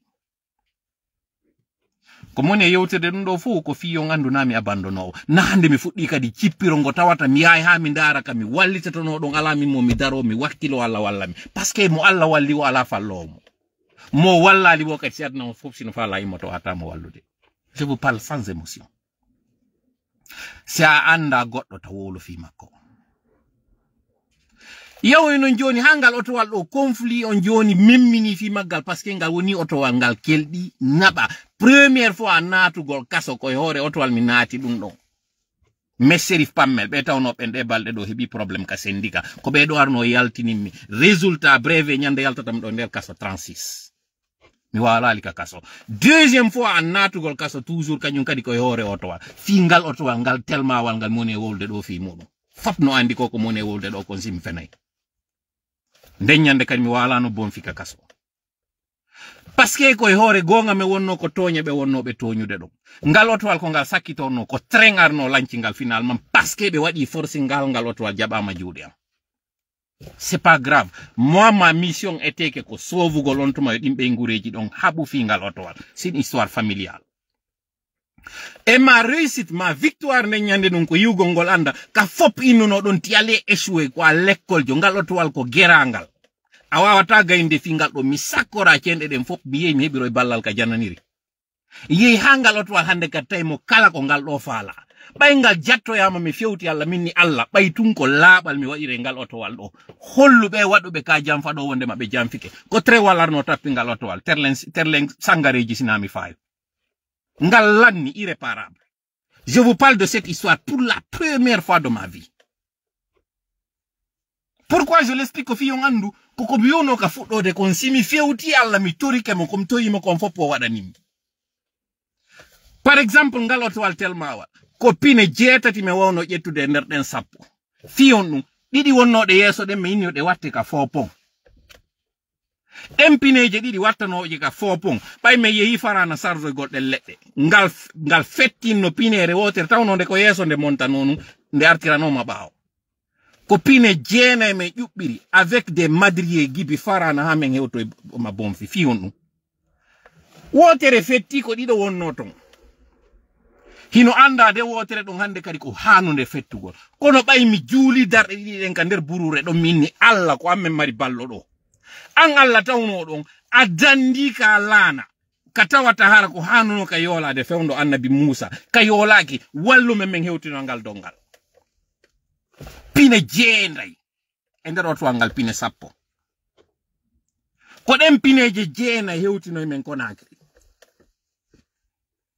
exemple jidi no duudi yeyi ha joni inna awa joni koy mi dabbu kadi mecce parce que mi yimi gayni mi wadi bac janding hande kadi non joni fiyo mi yamnata université mi wawal hebude feere mudum fatte de moyen min yo mi dabbu golle tay pita do ngala suusudo jonnu gollan auto e meden mari auto nayi ha jowi ka nder be ngure goto suusal lan jabal lan jonnude auto tay ko labe kadi fayimmi yata ka andaka ko mi lekkol jo ka andaka mi do mari marbe fere otoje mi yeyi ko mawdo tijja yetti jonni mi place mawdo tijja kadi ko no jonniri mi place ko otowal baba gotojo an mi yeyi mi baki parce que mi ala mawnintinare wiyeteɗo Ousmane otowal ngal ko bita owel jeyɓe ngal ko ko bappan say fly kaka mi ari miɗo hengi o baba gotojo an ɗo ko ɗon locataire ɓe wiyeteɓe heeri ba yino mi woni e doginirde oto yino mi woni e négociirde min e gardi ɓeyni ene simi wallima heɓi place a doginayi min e mawɓe ko ɗum mi woni e ɗaɓɓude ɗo hande ɓe wowliri wakka locataire wowlata fiyo a hewtinoy tun dongal makko ngal parce que ko a henguɗa doginde mi yewtiri ɓe en toute sincérité parce que miɗo andi mi toriki Allah minni Allah yonnam place mawɗo heeri ba yewtidi e kañum mawɗo tijja otowal maɓɓe atingal yande ngal magnom après otoje Eric ɗen ngal hino yaltina garage no watta chauffeur maggal no ɗaɓɓede labe fof no andi mawɗo tijja ɓe wuuri an joni no gasa mawɗo heeri ba yewti kañum mawɗo tijja inni suka no ɗo o no wawi doginde o no jangi seeɗa o accitu l'école no gasa ko duuɓi ka 10e makko année o acciti l'école alors que on tuma mi accita l'école miɗo ɗaɓɓude ko honno mi natirta université krng téléphone soni mi nodda kon to wonɗa miɗo pita wakkilo ɗon ƴawa tinna e otowal ara mi heɓanima place locataire mi ƴayi ɗon e taxi ka met fende pion mi hewti labe ɓay mi hewti labe mi ari mi tawi ngal otowal mi holla ngal otowal waɗungal accident on tuma magnom andaka moƴƴa andaka on no ɗe réparirte ngal otowal ala frein premier voyage ko on to Banjul ɗo kañum kadi toujours ko Allah mi fewti d'ailleurs yawgol otowal ngal nayi min fokkintini ngal himi ɗon nawni palino nanginmi ko goɗɗo mo mi ɓannituno min yaw waɗana ala entretien ji ɗin ha ngal wona pré kon ɗon ƴettuno ngal naɓi koye laawol mi jokkitoyɓe ko bantala mi mi hewtoyiɓe raɓɓinɗine no mi wiiri noon Allah wallunoɗo lan on tuma mi arti mi hewti on voyage ɗon ɓeygure ande yi jaga andi mi wawete jonnede place mi yeehi e ngol laawol ka otoje woni e yanude mi arti kon tuma mi ƴetta mi jonna place kander ɓeygure amen encore une fois il a fallu que je démontre que j'étais capable fiyo ngal otowal ƴette jonnelam komi l'école jo mi jonna ngal otowal kañum kadi e faalala waɗande pression e sariyaji e hoore maggal min jonnete ngal kono ko menen suɓoto wallitotoɗo e maɗa on jonne hoore nden joge o koyɗe ɗen j'ai dit ñet min sonki ɓe jattiti otowal ngal kañum kadi mi jokki haaju am ko Allah watta ko ngal otowal innangal ɗo min nantodiraka ngal fuɗɗi fesude pineje ngal fusata sina punere hesere min tola sibi ari mi joɗike mi jogike ngal otowal ngal fettinta pine on tuma kañum kadi inna wondema miɗo kati ngal otowal mi kati joni noon nene gotoɓe am ɓen tigi ɗiɗo kadi fop wawlama hoore am kono no mi wiri noon jungo laaɓugol ngon ɓay metta mettude Allah waɗi ha menen men nantodiri hakkundeji amen kañum kadi anda komi landiɓe kon ko légitime si on hoolike lan on jonnilan otowal wota on jonnidal ngal kadi e goɗɗo accelan yi on noon hande kadi ha mi ronka mi ƴetti ngal otowal ɗo mi dogina ngal pendant 5 mois ɗi 5 mois ji ɗo ko ɗo mi heeɓi heɓde paasi am mimi mi yehi leyɗe Porto donc pour ceux qui ne savent pas je vous dis qu'est-ce qui s'est passé c'est qui tola o mon ɗon e yiide ɗo ça s'était passé entre 2003 et 2004 début 2003 à 2004 koye hoore koyɗe am e hoore juuɗe am mi woni ɗum ɗo fof si satti ko mo mi fewtata Allah wallunoɗo lan on hanki wallowo lan on hande wallowo lan jango wallan kañum kadi ko ɗum woni e yaltinande ɗiɗo fuu ko fiyon andu hande mi heɓali on difficulté mo mi yehi ha mina mi wallini lan ni jamais nunca jamais mi ala ɗum j'ai été même condamné médicalement nattemo yo hoto o maayo yay woni des médecins m'ont condamné c'était en 98 hoto waɗe ƴoyre o hoota ko si o yehi Fuuta hendu ndun ton o foofa ndu j'étais condamné c'est fini mi ƴawna e oto mi hooti mi hewtiti mi naati pita ko habba joni ko ñalande 98 2025, je suis encore là. Condamné. C'est fini. Hoti. Gone be ambe mi jangi di l'école fop wullimi. Hoti may gol. Na dole an ko alla woni sayon hewtali taw. Sasi alantention be sikube ben be wawel anninde la ma be yaade be jodo be wada khalwa. Nyande alla arani mi wo mi hay. Tanke non wara nali lang si don fala wada hon tigide je suis encore là. Mi wadi accident auto camion ta virage pita don petit. On virage moto wa yi yano ikaraveng 20 et quelques morts locataire jo molabe mo be nay non juri bini. On virage wari olani kaka hore camion do kadi mi onno dey. Singal yani num do tawano eto be mayde ben ngal balance yayo goluno yo kander didir ngal article kanyo kadi kaka hore njorndi me yani. J'ai survécu à ça. C'est anda godo tasifumu. Na biographie mi ari wadu gollo. Kwani ngolengo chipiro. Kono sali ngolanna. Na fofere ang. Na dole CNRD hadi lannengo. Kono woni fala kango chipiro lanna paske hanjoni don happiti ko mayi on piji din clairement si yollo don e majji. Annabi Ibrahima si landino alla kondo mi wadirta hunde kari o watano hebatano ngal teddungal o hebi. Nyande annabi Musa inno seppimbe jiabe en jemma sutoro daga mayo si annabi Musa landino alla kondo wonata prochain plan o hebatano konko fala. On holaki alla ko du wadi si anjoni adi holo longo chippiro ngolanna ko neddo holi don. Min yo non ton hololan ko moni wolde kon si mi hawriti ko alla wadi mi hawriti. Si mi falji watte hore ammi. Ko dum mi wolirani on dum do wiide. Ene gibi fuddo den ka fuddi don. Fewndo CNT on jo'ina ka wiwno den dansa kurma wata o reconnaisse be arbe do wata be siège on jabuno on tuma wadugol dum fewno min alaji sellu wata be yaltu capitaine yaltata abandona baton si be yalti yara be bonni carrière politique mabbe on du wadano fewno min ni gasi lawi ke be yalti wata be nenno be artu Samson e Dalila. Nde Dalila anono dole Samson den kaka sukundu no tajino sukundu haray lanni minni sukundu ala jisellu ndun ko militambe mabbe tabe gerobe tajoni raybe do wata be wo'ito be sibe wotti kebe moƴƴata du wadano yetten ko bur rabbidude kon ganin do baymi wi boycotté di élection di recensement ji do on waduno. Voilà pourquoi vous m'appelez, je vous réponds pas. Parce que dans une lutte goto, nous n'avons pas les mêmes messages. Si nous boycottez, vous dites encourager. Si nous luttons, vous dites patientons. Si nous boycottons, vous dites accompagnons. Pour le futur, oui, si nous avons des gens qui ont été quand nous faisons mieux, quand nous faisons mieux. Phénomène révolution futa, immano den bebe immani den do, on tuma accompagnons. Fewno mi wolno hore Alaji Badru ko mi wowli ko on tuma immino accompagne don. Ene onon don sikka ko contre Alaji Badru on tuma mi yaltuno mi wowli. Alors je vous apprends ko do wonde lanno de live on. Oustaz Abdul Hamid be sanctionnabe do. Si tawi ko gonga ko be sanctionnera do kon ko paske be fewti wi labe ko jamfante. Idon andi sanction be ben hino wowli ko buri dum wonde grave.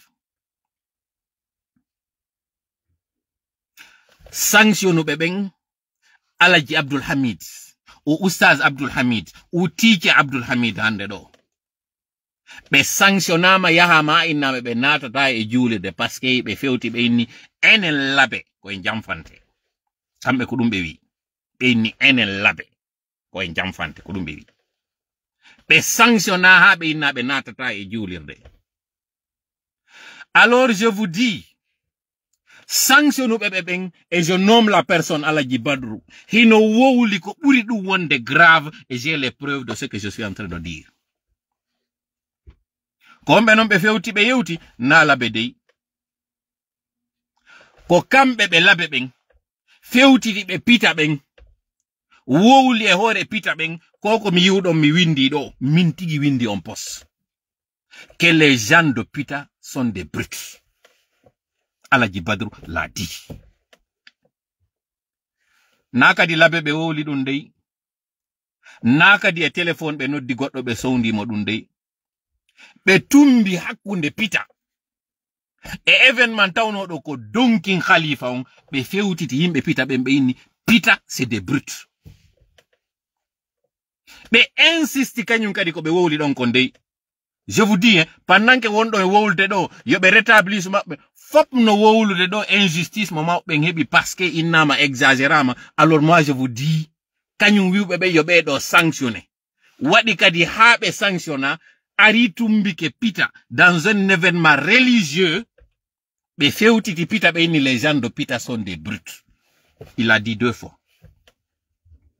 Ko be do non hande, jodi sanctioni goddo motawata ko mo labe ɓeɗa ko ɓe labe ɓen fewti ɓe Pita ɓe wowli ko tawno ndenyande gere njano no wawno wadde waɗi kadi honɗum e nder suudu politicien jo Alaji Ba Ousmane nade Allah hinno événement donkin khalifa watno ɗon 2023 ndenyande hoore no wawno solude ɗon ndenyande gere no wawno wadde ɗon ƴiƴe yibbe Pita ɓemɓe ɓe wi ɗon ke c'est des brutes nani kan haala sukabe ben ka yasi suudu nani kan hala wada kadi e vidéo filma konko mone wolde do ko nacha kane voilà pourquoi je donne 2 jours Alaji Badru e kala ƴettube o sanction do yobe rétablir su kanyum Alaji Abdul Hamid ka fonction mabbe sinon je vais sortir la vidéo si be fala kanon sonko wada il non que 2 jours yobe rétablir su beya dans ses droits et les plus absolus et de manière immédiate. Kahala lo, kawono wadde ndenyande on événement donkin khalifa o lancho few parce que ko dum be ari no be woli ndenyande ko fi o lancho. Nyande be arno be jodi ka kur don be woli kan hala ko fi wiugol wonde ma juurde nosino udditede kambe be wata hettade ko koto mabbe arata. Mais il fallait to be memmina on pankare don sonke Pita be accano pirede wona ko dum don hadi murandu lato si be immo non be ya. Pita golliri hakkil jabali réagisude parce que ainsi be réagisino ko ineteno ko Alaji Badru no ala piya ka suudu politicien jo mo Pita do surcroît tawdo ko yaltudo e laamu Alpha Condé Alaji Ba Ousmane heba on problème taw sa éteint sa carrière politique. Deuxièmement, oui e Pita ino nodditi Fouta fou événement tawdo ko donkin khalifa fiyargol piya alma mijo mo labe gere wonno do hanki ngon hande kadi memmintine Pita yidun do fami tammel mum Pita si memminino ke ndenyande ara joni tibe gonga wiya way ko be wi kon c'est vrai Pita ko brutalité Pita o yalta ndenyande dum simini jentore lan hakkil ko mone wolde ko kala do ƴetta jonna Alaji Shérif Dalaba wullita e mabbe en toute amitié et dans le respect inna on nani do ko goddo e hol on to manon Alaji Bano fataki ko itaw Alaji Bano hari fataki on to mari be wuri wullita e collège on inna goddo e dimmobe modo wowli ka hala do e hore amen menen Pita ko no me wadata Alaji Shérif am bon leader hendi ka hala do zeri ka nyippi ka goddo andali fika ko ande mone wolde fika dans les réseaux sociaux si koko wanno do kadi wadano mi woltano fimu mi bari ndike dum do kam mi bari ndi mi wolali fimu mais depuis on tuma ari nous avions compris que Alaji Badru n'était pas là pour la paix pas du tout mais ni non ko wola da kon ko be sanctionnera c'est parce que ça trouble la quiétude et la paix ko dum be woli be do non ko wi ko enel labe be wi ali dey onon labe be do non kanyun jodi wi onon Pita wi alde kadi ko jamfante wi ko vous êtes des brutes Pita kadi be ari be woli dum dans un terrain c'est dire ouais ça y ballon match mo tawata tie sur les installations de l'équipe adverse ara kama be memmina gere ton si gere on wadi ko équipe hombo sanctionnete na équipe receive do ballon on ko ben don sanctionnete ka Alaji Badru est venu dans cet objectif-là miɗo ari mi hettoytako dey événement on ko kota woni aroyde juulide no wudditede nokkel kaari mi hettotako kono non ko mone wolde ɗo kon ande pita non c'est des brutes c'est pas exactement ni no ɗuma je vous dis je vous interprète ko Alaji Badru waɗi kon en 2023 gibi 2023 tola no jogi o preuve ɗo wowlali fesfimo fanki ɗon ari tun kontanti wi itte ɓeɗo son ittali ɓeɗo moƴƴanta Fuuta Alaji Bano faati non joni hande kadi moɓe arano on ka gurdam muɗum ɓe ari ɓe tawa mawningol fi on ɗon ka wiyete ɗon anon sama ɓe faatike ka humpondirte ɗon wiye ɓe faatike hande e tenere nden kono ɓe surroyama wo nyalande kaarire kako alarba de ɓe faatino ɓe yeggiti jour ɓe sikki ko tenere nden ɓe faati ɓe surroyama wo nyalande kaarire juma on ka humpondirte Alaji Badru ar ɓe ƴawde kokulo argol wuggo fi argol kagga khalifa on hara o khalifa ɗo yarali nokkugo sinaka maɓɓe kamɓe ton fi koforru maɓɓe ndu ɓe waɗi ndun après ka ɓe waɗi kudeta e hoore Alaji Usmani Fatako fure may ɗon kamɓe ɓe waɗi wo kudeta e fureji Alaji Badru ɓe yehi Fatako ɓe ɓe waɗi kudeta e hoore Alaji Usmani Fatako ɓe ƴetti Alaji Alseni ɓe joɗɗini ɓe ka nden jullere ɗon on kudeta ɗon ɓe réussisimo joni noon ɓe arde ɓe waɗa deuxiéme kudeta on après ka ɓe waɗi mo e hoore coordination ɓe arde ɓe waɗa mo kañum kadi e hoore alma mako Fuuta ngun le même Alaji Badru a réussi son coup d'état ɓe ni a joni laawike mi ɓatike acci joni mi hewta yewtiden le même Alaji Badru yawnoɓe ɓen joɗodi e Bassirou en e Jiga en e nanduɓe maɓɓe yewta fiyo taw ko kañum Alaji ɓen jonfo jonnete alma mako ngun le même qui a comploté tout ça ko ɓeɗo ari inni ɓeɗo ko waɗi kon c'est contre la quiétude de la paix et la cohésion entre les gens de Fouta. Alaji Badru qui s'est senti visé fewndo Aliou Ba fewtiti autorité religieuse yiɗi wi ɗon deƴƴi ɗo Bamadino wadde ko woni wadde qui a comploté ha kanko Aliou Ba o naadaka kaso hande ɗo o waɗi photo kañum Alaji Badru kaɓe wondi kañum e maɓɓe ɓe waɗuɓe oɗuma ɗo wiyeteɓe Alaji Muttar e kañum makko kanko Usu Jiga ɗo fi o projet de constitution ɗiɗo fof onon on andaɗi. Donc, je récapitule. Alaji Badru est en train de faire tout fio Alaji Selloudano. Ça, c'est une affaire de l'abbé. Gérez ça entre vous, c'est pas grave. Alaji Badru fait un coup d'état sur la coordination pour avoir la même mise sur la coordination. Yeti non coordination do hande kadi yeti joni CNRD. La même personne. Alaji Badru tay don haadali ko ma hende kadi alma mako ngo ɓeɗo kadi ɓe waɗi coup d'état on e hoore Fuuta fop. Ɓe manipule ɓe ƴetti goɗɗo mo tawata tawano kay collège des imams on ɓe ƴetti ɓe jonni ɓeɗo mawɓe jonfo fiyo wonu awa hande kadi ko ɓurɗo mawnude on tawno ɗon tawano ka few e o khilafa ɗo ɓe jonni ɓeɗo fiyo luttu juuɗe maɓɓe kamɓe ɓe manipula ɗum fopiɗen andi ka feƴƴuno kon ñande discours o ɓe immi ɓe yehi ka ngeru kañum kadi ngeru Fuuta ngumpita ɗon kañum kadi ɓe geri nguɗo kañum kadi uddita alors que ko hanano waɗede kon fof kañum kadi waɗali Alaji Badru kadi c'est la même personne qui a fait ça contre le Fuuta ɓe Fuuta go fuɗɗi immade à l'image de Aliou Ba ɓe geri ɗo kañum kadi ha Aliou Ba naadaka kaso la même personne naaɗi ɗo la même personne ɓeɗo kañum kadi il a comploté avec la famille do kankam ɓeygure makko nden kanko Mamadi Doumbouya fiyo ɓeɗo artawe ɗi événement ji ɗo fo y compris udditugo juulide nden timmi tunni ɓe waɗi ɗum ɗo kañum kadi récupération ɓe jonni ɓeɗo yewtere kala ko fotta alors que kona waɗede kankan kon si ɓe wadde ko ɓe watta kon ton mo Fuuta jonnetake ton parole ɓe waɗi ɓeɗo kotirawo Mamadi on o taw ɗon kon initira ɓiɗɗo makko mo ɓene wiide ɗo lansana wiyeteɗo lansana Doumbouya on ɓe jonni oɗo kañum kadi parole e ɗiɗo fof ɓe ari ɓe tunini ɗiɗo fof an nemmo wonɗo e ɗanninde fi doole Fuuta ɗen ko kañum Alaji Badru joni noon puisque ɓe mawɓe ɗo kañum jaɓali wonande ɓe politicien jaɓali conformagol e maɓɓe. Et j'allais oublier. Mawɓe Zawiya ɓen e mawɓe Kula ɓen fewndo innano ɗo donkin parce que apparemment kamɓe ɓe waɗi action ji maɓɓe ɗi wo donkin heɓi donkin nandi c'est le meilleur moment pour lui fewndo ɓen yawno juuloyi juulali ñande innano nden ko nden ñande laamu ngu wi yo juule ɓe addi ɓe ɓe joƴƴini ɓe ka gendarmerie ɓe wi ka gendarmerie ɓe naɓa ɓe joƴƴinoya yeeso gouverneur on ɓeɗo woni waɗaɓe prisonnier tay ko maɓe jeejane ɓe ɗo hetto ɗum ɗo fo c'est parce que Alaji Badru no décidi tan goɗɗo wonali tun e ley koyɗe amen hande kadi o wata wonde fus e nder Fuuta yetelam ɓeɗo ko no falɗon toola e ar hande kadi wowla ɗo yetelam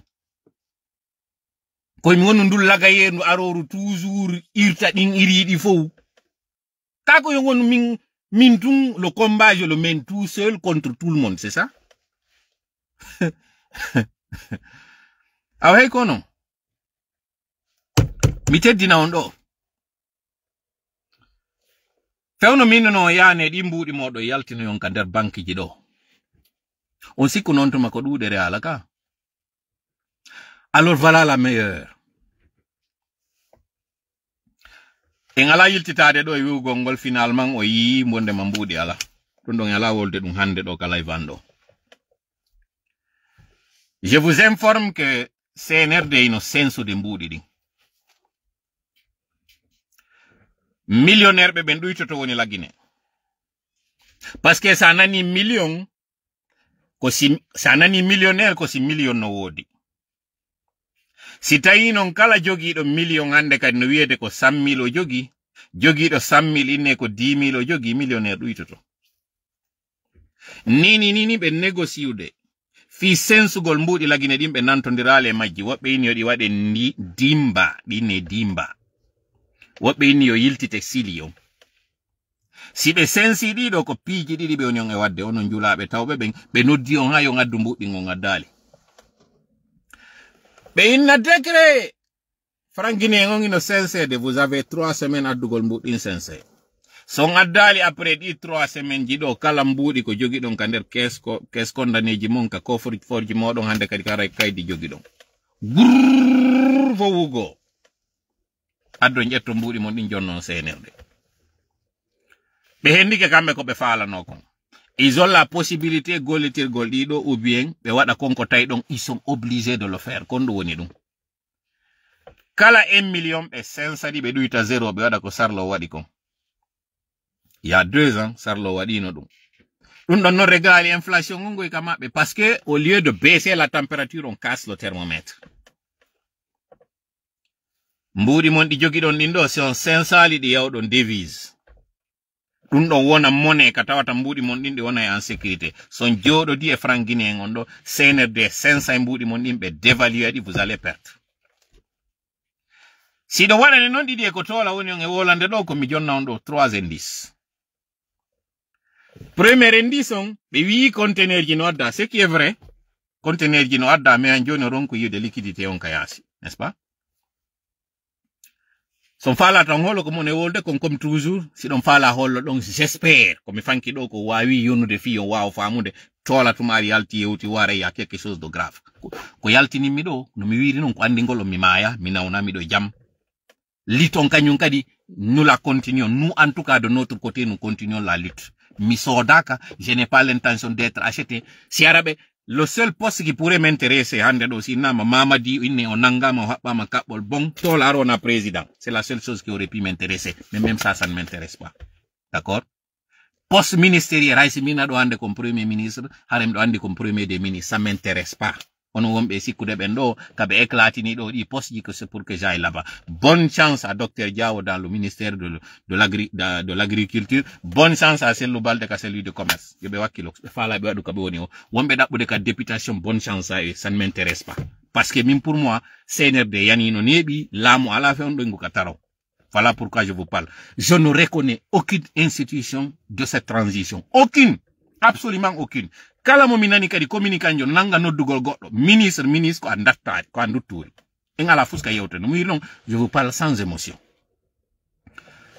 je vous dis maintenant les 3 indices fi on wawu yaade famon ko mon e wolde ɗo kon premier indice conteneur ji arino ɗiɓe suusali wowgol yaltina pourquoi parce que FMI on jonnali ɓe so on fi majji en parce que ɓe yawɓe moƴƴinoyɗi sans avoir l'accord du FMI Fonds monétaire international 2 France kañum kadi jonnali ɓe accord on fi changegol mbuɗɗi parce que si ɓe changi franc on le franc est adossé à la France on nani Ansou Damaro e sayi no yewta ɗo inna wondema ɓe yeehi négociegol France parce que ɓe faala ittude yo mbuɗi ɗin yo waɗe Chine fi yo tawande kadi ko France moƴƴinanta ko Allemagne wo e waɗɗande lagine biyeji maɓɓe ɗin Il y a une laboratoire, il y a une imprimerie en Allemagne qu'on voit wadande lagine mbudi modonding en grande partie. Ko be yeyri négocier gol France. Ko fiyo France diabou be gollira France a bien, c'est que le FMI n'a pas accepté. Fiyo France diabou awa à défaut be sanza mbudi dim parce que si be sanzi mbudi ni ko don be duytata perte mabbe on ko be nyawli ko ngande do banque centrale on be ala wawde yobude be duyta valeur mbudi ni fiyo be waw yobitude. En termes simple mi jonna on do exemple. A nyawli goddo 10 000 awata yobude 10 000 jidin ko 2500 jogida konno warata ko ya yawduyta valeur din 10 000 ji haadi wonta 2500 mo jogida on atra jetta mbudi yobita on tiki wi'amo 10 000 hande kadi valeur mum on ko 2500 ka sensi mada yo taw valeur 10 000 on hande kadi koko 2500 hebayno ko dum don hande kadi din 10 000 ji wawa ma hebande be jetta din don non be wawa yobitude. Et pour votre petite information, Film FM ko daninirano c'est la question d'Abakar Diallo ka wiuno don fewndo be adduno kanko Moussa Cissé et wondo on ka gouverneur banque centrale o landi be wini OK. Vous êtes en train de prêter l'argent des épargnants. Mais est-ce que vous avez pris le consentement de ces épargnants par rapport à cet argent? Il c'était une émission non. O jabali jaba de faire réponse de manière claire o jabali. Ni ono wana be wiede do vous avez une limite de 5 millions par retrait, vous devez porter plainte contre les banques qui sont en train de faire ça sur vous. Pourquoi? Be yetimbuudi modon dimbe yebe gollitiri ka tawata c'est une opération mo be hebay no intérêt mum parce que y a un intérêt ya dire kono be ndadum be nyawli ke banque centrale on kanyum CNRD contre un intérêt hari tono tonto mo be hebay no ko kambe hettata on intérêt don kanyum banque centrale on. Maintenant qu'il y a eu perte par rapport à l'opération kono woni sibiso de hande do perdon. Si on porte plainte au Lagine, Wawali Prospero de aller au niveau des juridictions supranationales, porter une plainte contre les banques guinéennes. Pourquoi? Parce que ce sont vos, ils sont en train d'utiliser l'argent du contribuable. Le CNRD a fini avec l'argent du contribuable. Maintenant, c'est l'argent de l'économisable qu'ils sont en train d'utiliser. C'est-à-dire, c'est votre argent que le CNRD est en train d'utiliser aujourd'hui. Sans votre consentement. Et puisque vous avez un contrat avec les banques, il y a un compte épargne et il y a un compte opération. Puisque ce sont votre argent, votre capital opération qui sont en train d'utiliser, c'est votre droit d'avoir accès à ces capitaux, à cet argent, à chaque fois que vous voulez accéder à cet argent. Faute de le faire, c'est vous qui allez exiger des pénalités à la banque qui vous a empêché d'avoir accès à votre fonds. Je reprends. La différence entre un compte épargne et un compte opération, c'est que le compte épargne, comme on dit, c'est pour fructifier l'argent. Ce qui veut dire qu'il y a une échéance, il y a un terme. Lorsque vous déposez l'argent, vous dites que l'échéance est 2 ans. Si vous venez prendre l'argent, faire un retrait avant les 2 ans, c'est vous qui allez être pénalisé. Ça, c'est une loi bancaire. Lorsque vous attendez la maturité du terme, vous venez, on vous donne votre argent plus un intérêt ou bien on vous demande est-ce que vous voulez toujours nous confier l'argent? Si vous dites oui, donc l'intérêt continue d'augmenter et de fructifier.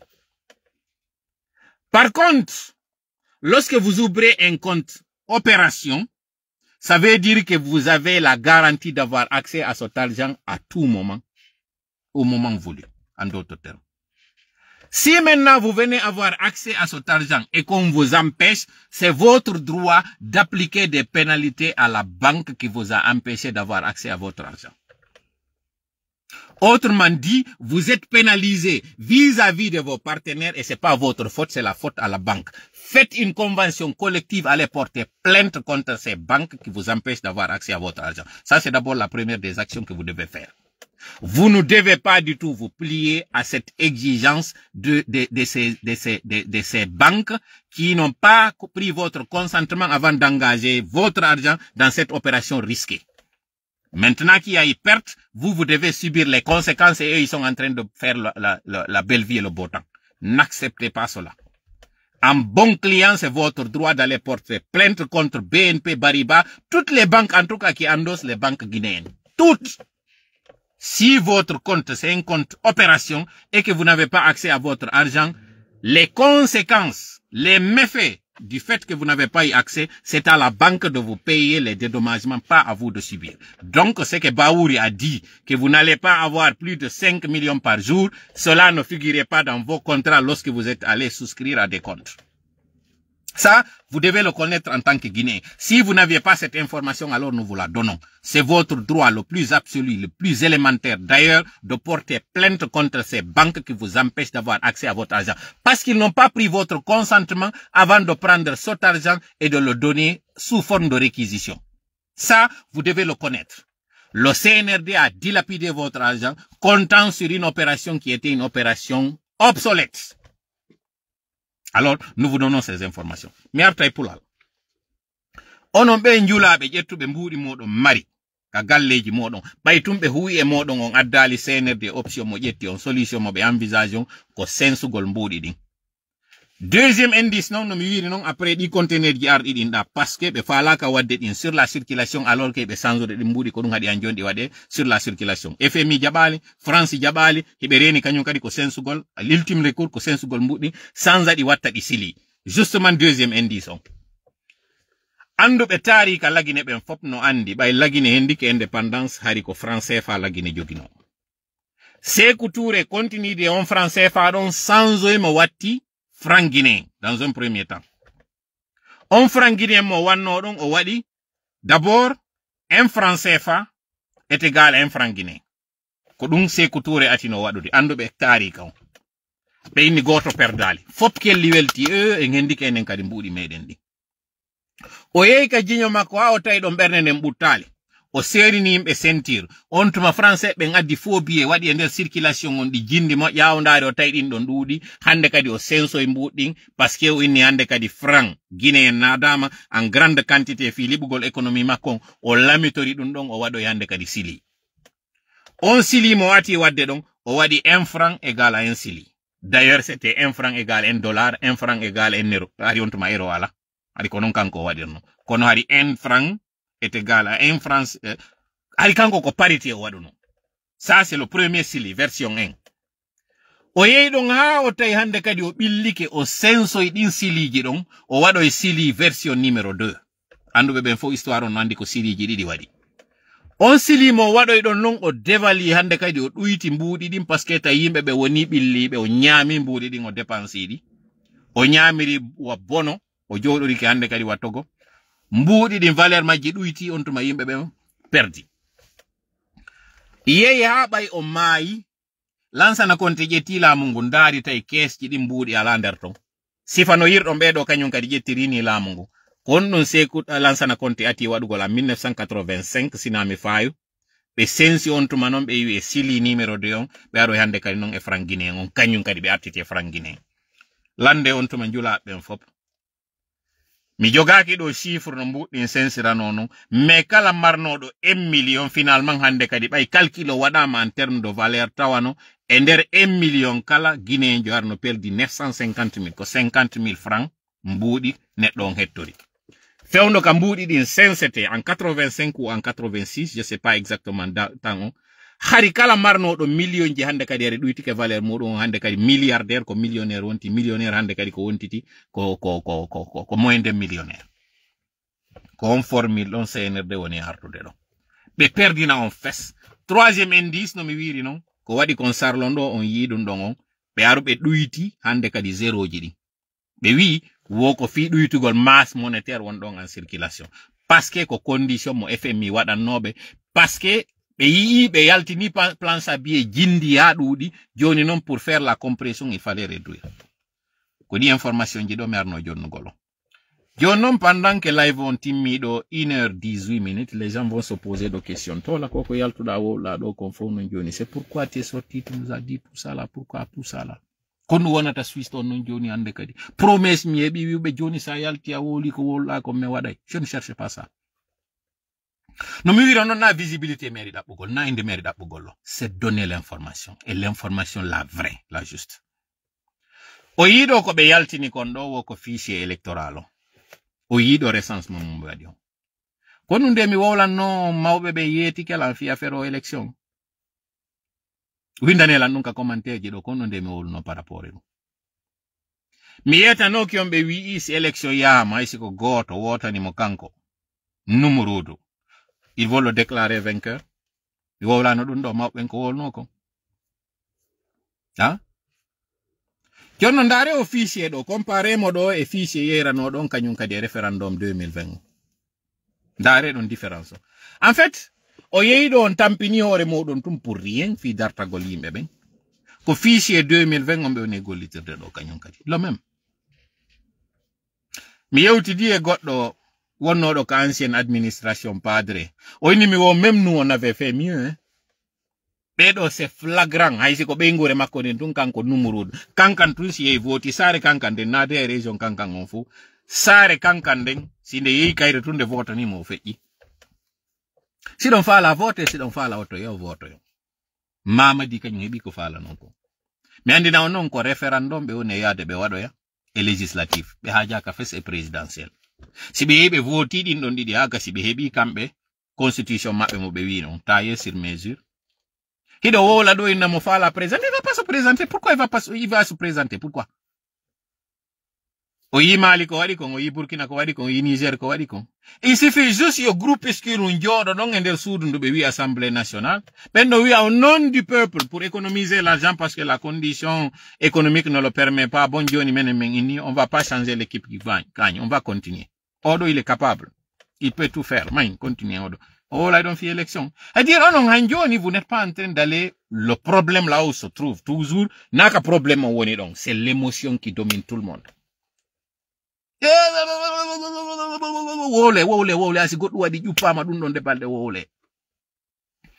Il faut que John Niride, c'est pour exiger le départ pur et simple dans la Djibadrou. Nadi de tatidei. Oyantuma mi wino révolution futa, goto accompagnali. E hore ala Djibadrou e hore ala Jalsini. Ça c'est, mais ala woltude hande kadi fi dum do e hande kadi mi ala parce que je trouve que ça ne sert à rien en fait de parler aux gens. Quand on se question on me dit pourquoi parler? Dites-moi pourquoi vous voulez que je parle? Pourquoi? Sincèrement ko non ko itagol wula on yidu dum. Ala ko burata mi mettude tuma mi yi e publication goddo en ara wi dan tu nous manques. Ça c'est les moumoun qui parlent comme ça là. Wani ko nuete moumoun. Québécois ben si be wi tel est moumoun. Ya na on terme qu'est-ce qu'on appelle moumoun? Oya yon. Koko din je n'ai rien contre, konko no wolde je comprends on no kasa ko gigol on do lang wolude ah ta voix me manque. Moi je suis pas une femme. Na mi be ngumon ino ma voix me manque. Ko seri ma wi ata dum ta voix me manque. Famu tiren do moja andi dum no way watuma mi wayri jettude Uber be addani mi message be inna kono de message mo be addiran tan Uber si be inni yegiti message umbe ma don ko be addere dum mi ko message ngo ko mette parce que na min be wulda ko mburi an nimbe wulda en fait kono modi ça fait longtemps nous n'avons pas de vos nouvelles kako mi yegiti no be addiran tan mi message quoi kono way ko ina to ma voix ta voix nous manque kono ndu wani mi parce que minko mi armi sumira wa buzi wala yeso modon do fi yewtugolo. Et vous ce que vous trouvez à dire c'est dire ta voix nous manque. Comme Maria Zaldo ding. Kako Seydi Diallo. Ma voix ne doit pas vous manquer. Je suis pas votre femme, je suis pas votre copine, c'est rien. Je ne suis qu'un parleur. Si c'est ma voix qui vous manque, yete wa do ngitwa ngon sonori. Yeton bilkiton do no yirdo no mari do ni bilkiton téléphone ko do wado do yalto tuba téléphone mo on soni wona non ha waden don pose waden en don pose hara ko woni sonorio waden don non pose waden don non pose waden don non pose hara ko do woni sonorio ma voix ne va plus vous manquer même si kono votre liberté vous manque, votre indépendance vous manque, votre droit à la vie vous manque. Mimi si kuno kodu ya ina dolla. Mimi si kuno Aliou Ba devait vous manquer. Mimi si kuno Billo Ba devrait vous manquer. Mimi si kuno Habib Marwan devait vous manquer. Pas leur voix. Mais tant que non joni ko jodi donc wigol kototo la ka commentaire ji tu nous as manqué. Ta voix nous manque, reviens-nous, tu as trop parlé. Ah, qu'est-ce qu'on doit faire? C'est quoi la suite? Kodi commentaire ji do mone yide. ko ɗi message ɗo mi woni hendade parce que woɓɓe wowtini noon ko arete itte wula mi yeti ko min si mi faala ittude mone mi watta ittude wula si itti mone wula tun ittata mone se wawi famotirde ɗiɗo wondema laamu ngol lanni ɓeɗo ɓe gayni jiccade se wawi famude ɗum ɗo en andi action mo landa ɗon o ƴiƴe ala yiite ala hoyre ala hayre ala il suffit tout simplement yen nantoni o yiɗo elande solidarité mo waɗan ɗon ɗo Alaji Abdoul Hamid on ka ni réunion on ko wona wiyeede koye ɓe ittuka ɓe sanctionne ɓe kon argol ka juulirde kono ɓe mentena ɗo fiyangal julnugol ngol ko ɗum wona yewtede ni hande ɗum ɗon ɓe woni d'accord mum qu'il vont faire bouger les lignes ɗum ɗo waɗe anton ɗonon ko pression populaire waɗɗon sur les réseaux sociaux rien d'autre que ça holluɗon que vous êtes contre se wawi rekilinde ɓeɗo sur cette décision injuste e wata rekilinde ɗi dakkali ɗo oɗon sikkude c'est l'union qui donne la force mi yeggitayno ɗo joni un événement qui s'est passé qui m'a beaucoup inspiré ukkindiro yiite ngon entre Kufunoy koy e Disawoy koy ɗo mi ala wolde inde leyɗe ɗen ɗiɗi ene onon jama on fop on weltorano koye Disawoy ko dartiɗo kon koye Kufunoy o weltorano ɗum yiwgol ngol wondema nde warñakere nde ɓe waɗno ɗo nde ɓe yinono wondema ko warñakere jandi goɗɗo wata arde tufa nde ɗo wawa hewtude ɓe o fop on kellano ɗen balɗe ɗon kono waɗi si kellan ɗon ɓen ɓe yinoɗon ɗon ko shi'aɓe fiyon ɗum ɓen tawnoyɗon kellani ɓe hay wonɓe sunnaɓe kellanno ɓe on tuma mi profita ɗo mi salmina oustaz Abdallah Mombeya voilà quelqu'un que j'ai trouvé il s'est démarqué sincèrement il s'est démarqué par rapport aux autres même si mi yi woɓɓe de notre propre quand même immiɓe critique ɓe wi aɗo joni o wowli fingu jaggu ɗo kono wowlali jaggu ngun leydi lagine kono fallo yimɓe ɓe wowlu sincèrement si tawi wowluɗo wono naadede kaso jokkon kadi e haala goo si on tigi wowli ko falɗon kon o gayni wadde ko falɗon ko heɓi probléme ɗo gaccitude mo e probléme on feƴƴon e goɗɗum ngo kono wownoɗon ɗo e Aliou Ba o wiyano que vous voulez el leader Aliou Ba wowli nadama kaso hande ɗo on deƴƴi on faala oustaz Abdallah Mombe ay nanduɓe maɓɓe ɗen mbayi ɗon fof ɓe wimma wowla ko falɗon kon si ɓe nadoyama ka kaso hande kadi jokkon goɗɗum ngo exigeon goɗɗum ngo he anden ko faala ɗen soyon conséquent wotour asanta sentere si on wawali andude ko faala ɗon wonon consistant e piwu gotu giɗo lando ko tawata onon on ala waɗande hoore moɗon ɗon sikkan yahay nokkugo ɗon sikka ɗum alors l'affaire est très simple no yirɗon ɓen ɗon dartika koye Kufunoy ha yey diƴƴiɓe ɗon giƴƴiɓe ɗon darti jama on fof kelli welteno wallahi sen immanike ɗo joni CNRD ko ɓuri ɗum ɗo wawite wadde terrain économique on mi yetike on hiɗen jogimo hande ɗo mi yimɓe noyna bon julaɓe ɓen ɓe haldi yoɓe ƴettu mbuɗi maɓɓe ɗin ɓe jogo ɓe fuɗɗike waɗude contre CNRD on guere ɓe julaɓe tigi ils ont leur propre problème na giggol de ɓe waɗiri ɗum ils ont leur propre problème mo nananali sirowo ceɓe nananay soppowo pide angle ko ɓe yinono ɗon wo ko kono de ɓe yinono ko alliance ko angle on de ko alliance nationale alliance nationale de génération pour l'émergence de leadership mi sikki ko noon ɓe yinono kon ɓe wonno de ɓiɓɓe ɓen ɓen créinoɓen konko wiyano ɗon langle inonoɓen ɓe faami Fuuta futti e hoore Mamadi Dumbu yafi wallugol mo inonoɓen ɓe faami apparemment faamunoɓen fof deƴƴi hande kadi ko famano kon deƴƴi joni yetemen non kon ɗum faamuɗon ka deƴƴuɗon ɗon kono ɓe yaltunoɓe ɗon innino wadde on angle hande ɗo konto ɓe woni on andi ko on ɗum fotini ngoy cippiro koko mi wiyata konka fuɗɗode live jam ba'da ausbillahi minash shaitani rajim wa qul jaa al haqq wa zahaqa al batil inna al batila kana zahuqa wa qul maku jaa ari al haqq gonga on wa zahaqa yani fukkike yewi al batila merente on ko waɗi non inna al batila merente on kana o laatike zahuqa ko o yanowo tum ha hande merente immaki ha hande so yimin mi perdata combat ça je peux le dire en toute sincérité, en tout sérieux. Mi perdata combat. Vous savez pourquoi? Go mi arata mi chipirana ko tawata ko fenande.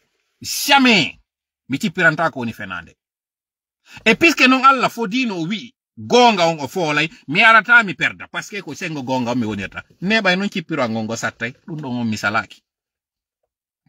Deuxièmement, puisque ko côté gonga mi woniri hata mi perda ko parce que ko nebi wo ko nebi mi accitata. Et non, on ne peut jamais vaincre celui qui n'abandonne jamais. Donc, ça vous dit, je suis confiant de la victoire. Et tati non des moindres. Mido andi gonga on e fenande si fokiti, fenande ko hawjune de jetta ya sansero, nde hoto yatinna. Gonga on hawja o jetta escalier ji di mi hawja siko koko yalti do foppo yimi do yalta wola. Mi yaltali be woli, piji buy wadi do di wawno mi arde minna bonko dum do mi yuno mi cetta balbe ande minna ko dum do mi wolno ka ko dum do mi wolali. J'ai pris tout mon temps à attendre. Mieti comme si j'ai une qualité et un défaut en même temps, c'est que je ne suis jamais pressé, miaouja. Conte ko weli raino lang il ne mange jamais son plat de vengeance à chaud. Jamais. Sa wadi no conte, o habito to ma wadi ma dui o nangama. So nangi manon. Ah, jama fop inna, jaka non banni o habino. Miaouja. Aongo chipiro do kari ko fotiningo. Yaltunoɓe ɓen sikki on tuma ɓe jamfike men ɓe sikki ɓe walli mawɓe maɓɓe ɗi unité industriel ji ɗi yuɗon ɗo fof fermama yehi lando ɗon joma majji. L'angle moɗon on soɓɓunuɗon ɗo majji. Alors je vous apprends ina sabu hygiène ɗiɗo unité ji fermira. Jamais. C'est pour une question d'argent. CNRD maapi ke yiɗi unité ji ɗo ko ɗiɗo ɓuri welde ɓiƴude hande ɗo mbuɗi ndi yalta. Parce que ndiyan ko ma yare. Puisque non ɗi industrie ji ɗo jaɓata yide ɗi mbuɗi ɗo fof no fuutoɓe ɓe noddiray ɗo joni goto ɓe négocia. Négociation on non ko on ɗum adduta mbuɗi ɗi. Parce que c'est pas une question d'hygiène. Si ko question d'hygiène, komboy mo woni yarde ɗan ndiyan seg hande ɗo, komboy mo yarata ndiyan seg ara waɗali ton ko ɓenta kon siro yetela. Kono est-ce que seg on fermama? Est-ce que ndiyan seg ɗan ɗa tongama yargol? Ɓe waɗi communiqué ɓe inni, l'eau de la sec est impropre à la consommation. Est-ce que ɓe wolni on non? Il faut pas le dire. Parce que ɗi unité industrielle ji ɗo wonde moƴƴinde eau minéral entre guillemets no yeyde, donc ça résout le problème. Si ɓe acci non ɓeɗo ɓe inni yo ɗiɗo fermu, c'est qu'il y a un problème quelque part là. On s'entend? C'est qu'il y a un problème quelque part. On a un problème ko honto moni. Ko ɓe ɓiƴuɓe ɓe yaltina mbuɗi. Puisque non onon ka angle on wiwno onon iɗo wallitade CNRD sikkuɗon ko ɗum dandata on. Finalement o yika wonɗon ɗon on ɓijike. On andi golle seytane ɗen ko ɗum ɗo ɗe hulɓinori. Sa jonnimo newre nden ko jungo ngon o ƴaɓata. Sa jonnimo teppere nden ko koyngal ngal one solude. Sa jonnimo hoore nden ko wonkiki one cifade koni golle seytane ɗen. Ha hande a collaborali e seytaniru. Ndu ronki jaɓugol ma ɓuri ko ndu jonnu mako. Jamais. E koko fuɗɗini o ina ko fuɗɗi. Yiltitoɗen ka fuɗɗode aduna on seytane. Naw malaikajo few ko jinnaru.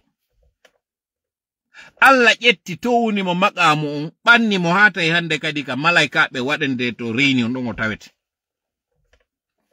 O tawi ɓernde makko ɓuttali ko jonna o privilège ɗo ɓernde makko ɓuttali ko faala ko heɓugol martaba ɓuri ɓe malaikaɓe ɗo hande kadi. Ko ɗum ɗo woni mo. Yimɓe seytane ɓen non kala wonɗo e gollude sanamo, kala wonɗo e gollude ɗe ɗiɗo ko non ɓe wayi. Si a sikki ko wiugol mangol a waɗa neru an e maɓɓe daɗirta a daɗata ɗum ɗo mbiyeto ma ɗum ɗo. Onon sikkuɓe ɓen ɗo ko son ari on mawli CNRD on kaare siɓe no wiirte non on ɓoosiɓe on ne'anike ɓe daɗoton on daɗata wallahi on daɗata. Daɗugol bone ɓeɗo on fof ko yon wattodo e amen. O yitenimo mi ɓorni on ɗo ka. Ko fiwata ɓe aruɓe tagga vidéo angon ɗo ɓe innamo ko mone wolde kon ko piiji wonduɗi e pankare haɗi mi yaltina goɗɗi gono ɗon mi yaltintaɗi ɗo mi haɗa kam woni e yewde ɗo miɗo yewtirde on ni miɗo jalde miɗo kirɗinde mi kirɗaka few mi kirɗaka. Piske non non kaka itto don wula faala non ka yimbe yeba balli mudum ko dum burata on welde hande do pullo fuuta hani no kala ka wiete payago kala ko wiete sama kala ko wiete yebitagol yo yaltu mo tanke non on faamali wondema I association ji di wondon e wadde do yawon bippon basenji modon yalton hollon tanke on faamali na saay majji onni andudon hiden ukka do e nder didere hiden ukka e nder gaygi immoden dartode tanke on faamali dido ko doy be bodirta do nyande go kabe woli kan do e hore alajji sellu wonde masibe acci wondo wo recritique ma resansike be resanso e ben tawbe ben ko historieube nyande go be fewto yombe na ko historieube nyande non be wi ko risterobe ko de nyande non andoy ton mobe ciawlo e modon ko yalto lagine annata dan non ko ni be hamerta on do doy be hamerta on ha gayno lahude nedo wiyo eno yo finu jabbito yodon hara gayni lawade pendant so tammene meden fontani on jungo minni are wallindiren kono woni wallindirgol mede na finkari fesmini on jettu taw jettu finkari minna on fesi yo yaw fettino yo goddum jamais on nanata mi do wawla dum den jogi ko buri dum don musude pouvoir économique o yido ande Trump no wadde gere aduna on fop kala mo nangonir ko woni mo yido 50% tarif 25% tarif 10% tarif 5% tarif iya kisang ben president be don fop be gijjondiri ono dido récemment president be njo do ngandi ko no ono diri ben piji didi piu ngara nun ko ressources ji be jogi dim piun dim mun ko fi immigration clandestino plupart arbe landi kaydi ben do natirbe ben do Nicaragua ko iwrirbe Senegal iwrirbe Lagine iwrirbe Mali iwrirbe Mauritanie puisque non Mali e Burkina ko état d'exception ji wonton be habidi e mabbe ko be noddata ko ommo tawata on Lagine kanyum kanno état d'exception ko be noddu hande kadi Senegal be nodda Guinée Bissau be do dido e Mauritanie ko be do addira ko fi problème West Africain o onon natirbe ben do Nicaragua tawbe be hande do don heggina salle de spectacle habbe ciawle modon dey habbe ciawlo e modon koy si be nantondiri e di etaji do di acceptira patrimoine modon gogo taw onon arbe be ganin do fop landori kaydi sengo Senegal wi ko militant be sonkono ko dogino on ko paske makki salino hari hebon droit modon on ko laamu Sonko e Diomaye hande do woni ton donc onon taw ben fop ko Senegal arde do landi don kaydi ko wombe hotude dum non préparer dum don ça je vous le dis kala be iwrirbe kadi leydi ka iwridi Lagine immi ari ambarkori Senegal be fop kanyum kadi be nattira on ha hewton Senegal ka ambarki don fiyon no hanno lando don kaydi Senegal ko état wondo sur hanno lando don kaydi on foko don ambarko mi wolna non do de balde do wadon o débat do kande plateforme ji modon wiyon tola yalti ko ngaygo amen menen be Nicaragua be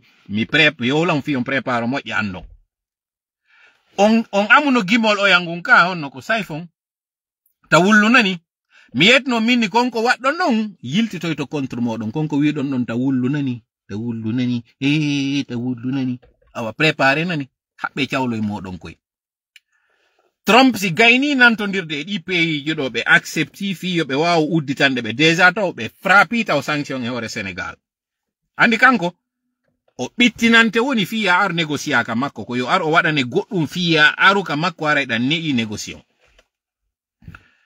di pays ji innadi din sanctionama fi visa Lagine tawaka e majji taw kono yi curieusement Senegal tawna may din pays ji di tawta même les officiels be interdisani be fi argolton fionu ko fi yo tawnde no Diomaye Faye araka makko ko yo artaw e mo nei o yete si a faala officiel be mada be fuddi to hebude accès e visa ji arado a waday ko me wi kon en hibe andi Senegal no mari crise économique financière njano non mo tawata mi aro e dum don e live go mi explique nan kon do wadi dum non fiyo be waaw udditande be ngol dambugal lo ko yetagol mo sa faala men udditu duma on ko be inata konko onno ko doge fiyo men udditu hande kadi hebon fonji investi setedi walla on no uddiron jolde go wano sifa o duma mabbe konno be inno do ko onno ko millennium challenge sifa dimpiji on jabay ko me wi on kon konno no woni jabugol dum don on accepta me rapatrier yimbe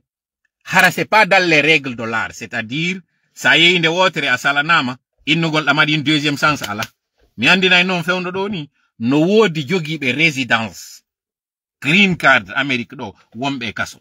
Wallahi jogiiɓe green card wonɓe États-Unis ɗo ɓe tawata parce que ɓe marno un antécédent neɓunoɗo ɓe nodditama nini ils sont sur le point d'être expulsés.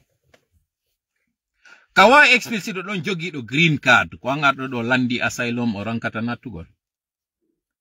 Ɗum ɗo fof ko fiya andu sa sikko a daɗi dey ka yuɗa lagine to ari a daɗi ko habbiɗa ko ya yilte to lagine tawto ya to ngulam bongu ɗo ngutgal tawata a sikki an on a hewtiɗo hande kadi ko conseil ji wonɗa hebbinde a inni hande kadi liton sa to concerne plus hande ɗo yiɗa wadde TikTok ko fijindaro e samakala wonɗa yaltu on samakala nan musidɗo yaltu on samakala mo wonɗa ɗon sa sikki ngo luttuɗo ngo cippiro ko menen tungo fewti menen parce que meɗen mari tan on haaja kan a hewti leyɗe porto ɗo hande kadi halas lanni wey. You're dreaming, guys. Wake up. This is a wake-up call. Okay? This is a wake-up call. What's going to happen in a new future? All of you guys gonna pack it up and gonna take an airplane and be sent back to your countries. Okay? With or without your willing, they gonna kick all of you out. Okay? Believe it or not, Trump is working on that tirelessly. And he is almost done getting an agreement. A deal is almost sealed with those 5 presidents who came recently in the Oval Office.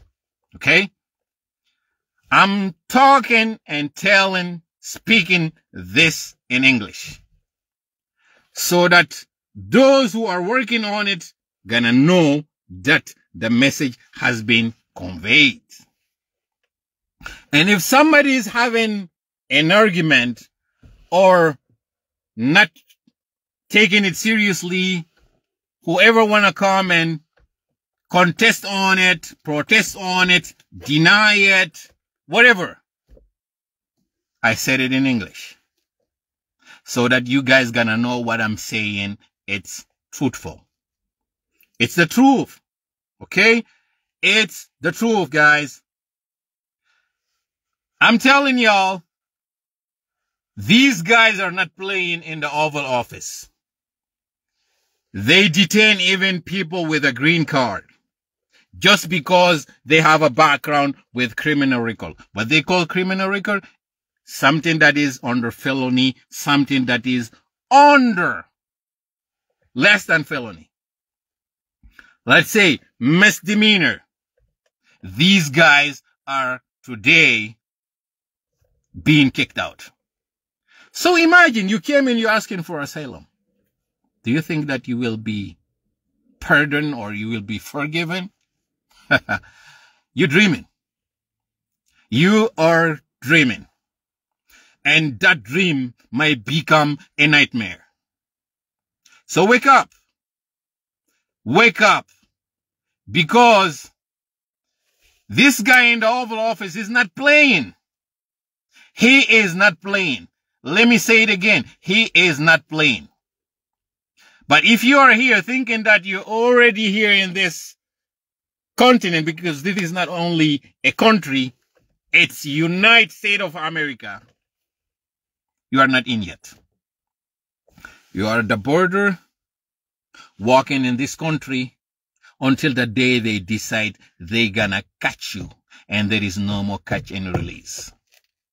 It's catch, detain, chain, handcuff, sent out. Simple, period.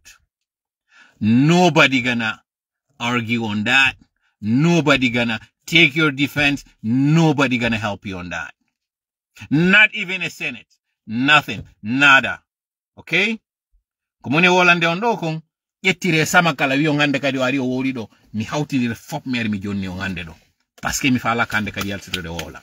Enough is enough. Je récapitule.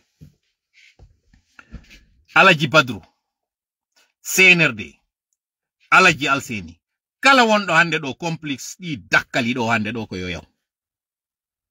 Kombe no won din dakkali, don't get me wrong. Ko CNRD e kono modungo.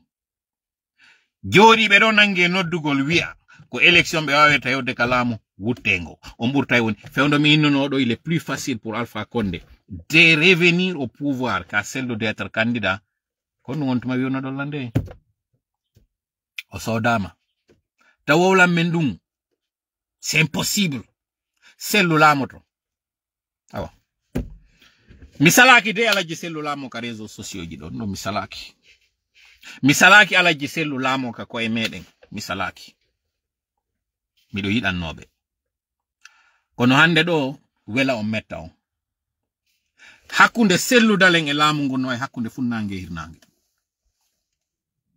believe it or not, love it or not, like it or not, take it or not, it's none of my business and I don't care. Ce n'est pas mon affaire.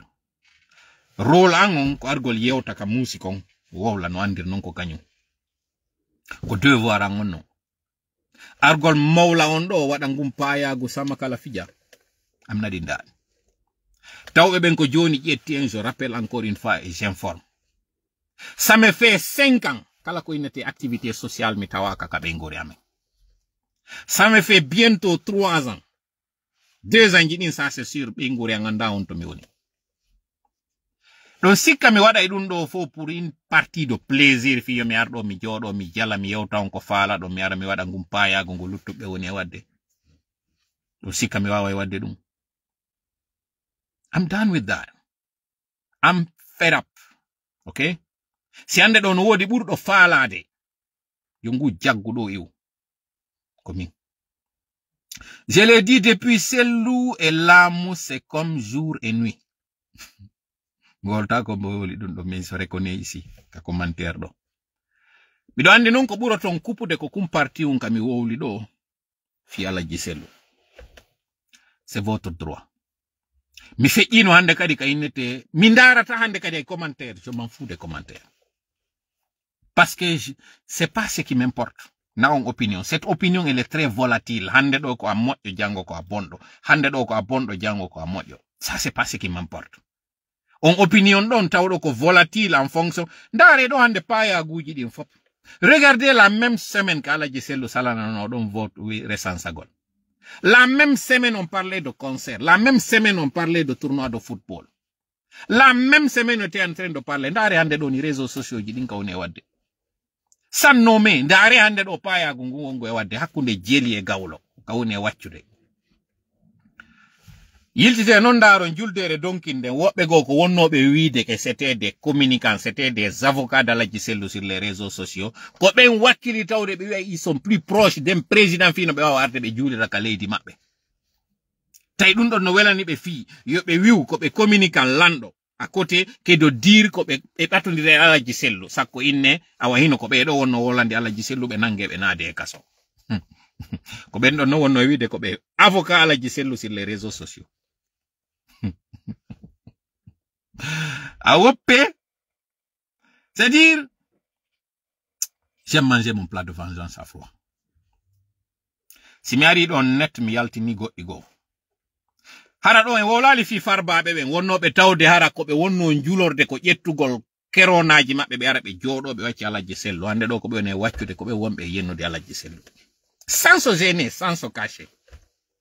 Onon ko wonatuma fino ton andon.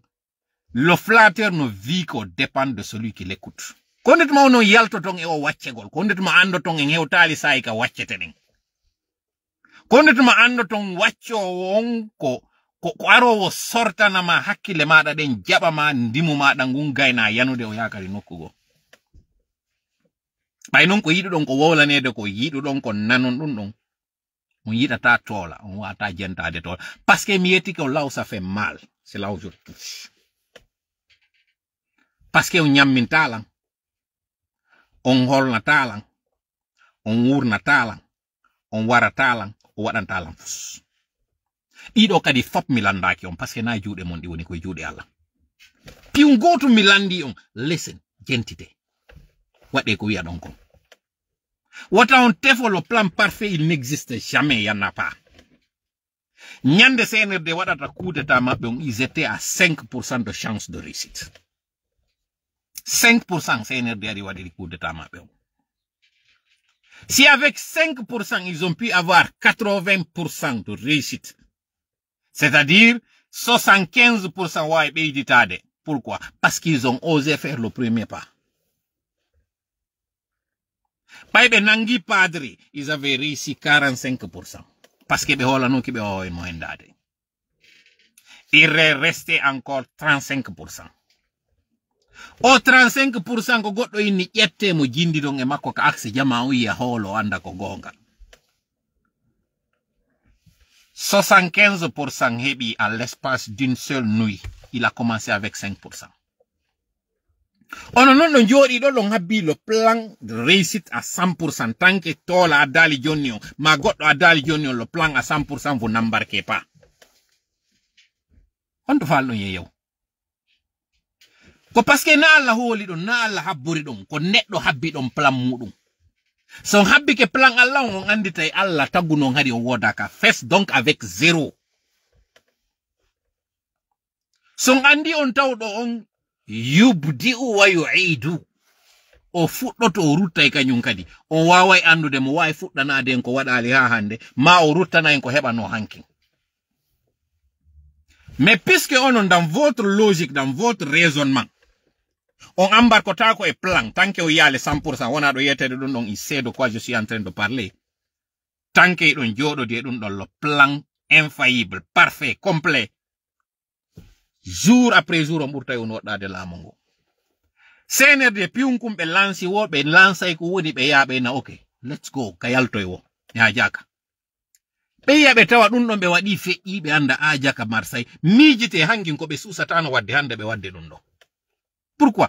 Parce qu'ils ont vu qu'à chaque fois si be wadi chual hande kay be ala yiltita de magal. Tuma be wadi goddu wo be aye. Onon kondu no won do wadde entre-temps. Kondu waddon entre-temps. Hein? Haray yo Allah wono ballo meden hawrindina e sawaba. Si on fala yo litol lan on peut finir cette lutte en une semaine. Une semaine. Commençons d'abord ko fokintinden do kon Alaji Badru si be fala karde mi ekintina do nanon ko be woli kon. Il a 2 jours pour rétablir le monsieur dans ses fonctions. 2 jours. Après ça, lui, il se démet complètement. Be acha wol golfi affaire dina be yetta doloke on be yabe nata ka terrain politique. Be afficha hore mabbe complètement, ce n'est pas un religieux. Je récapitule.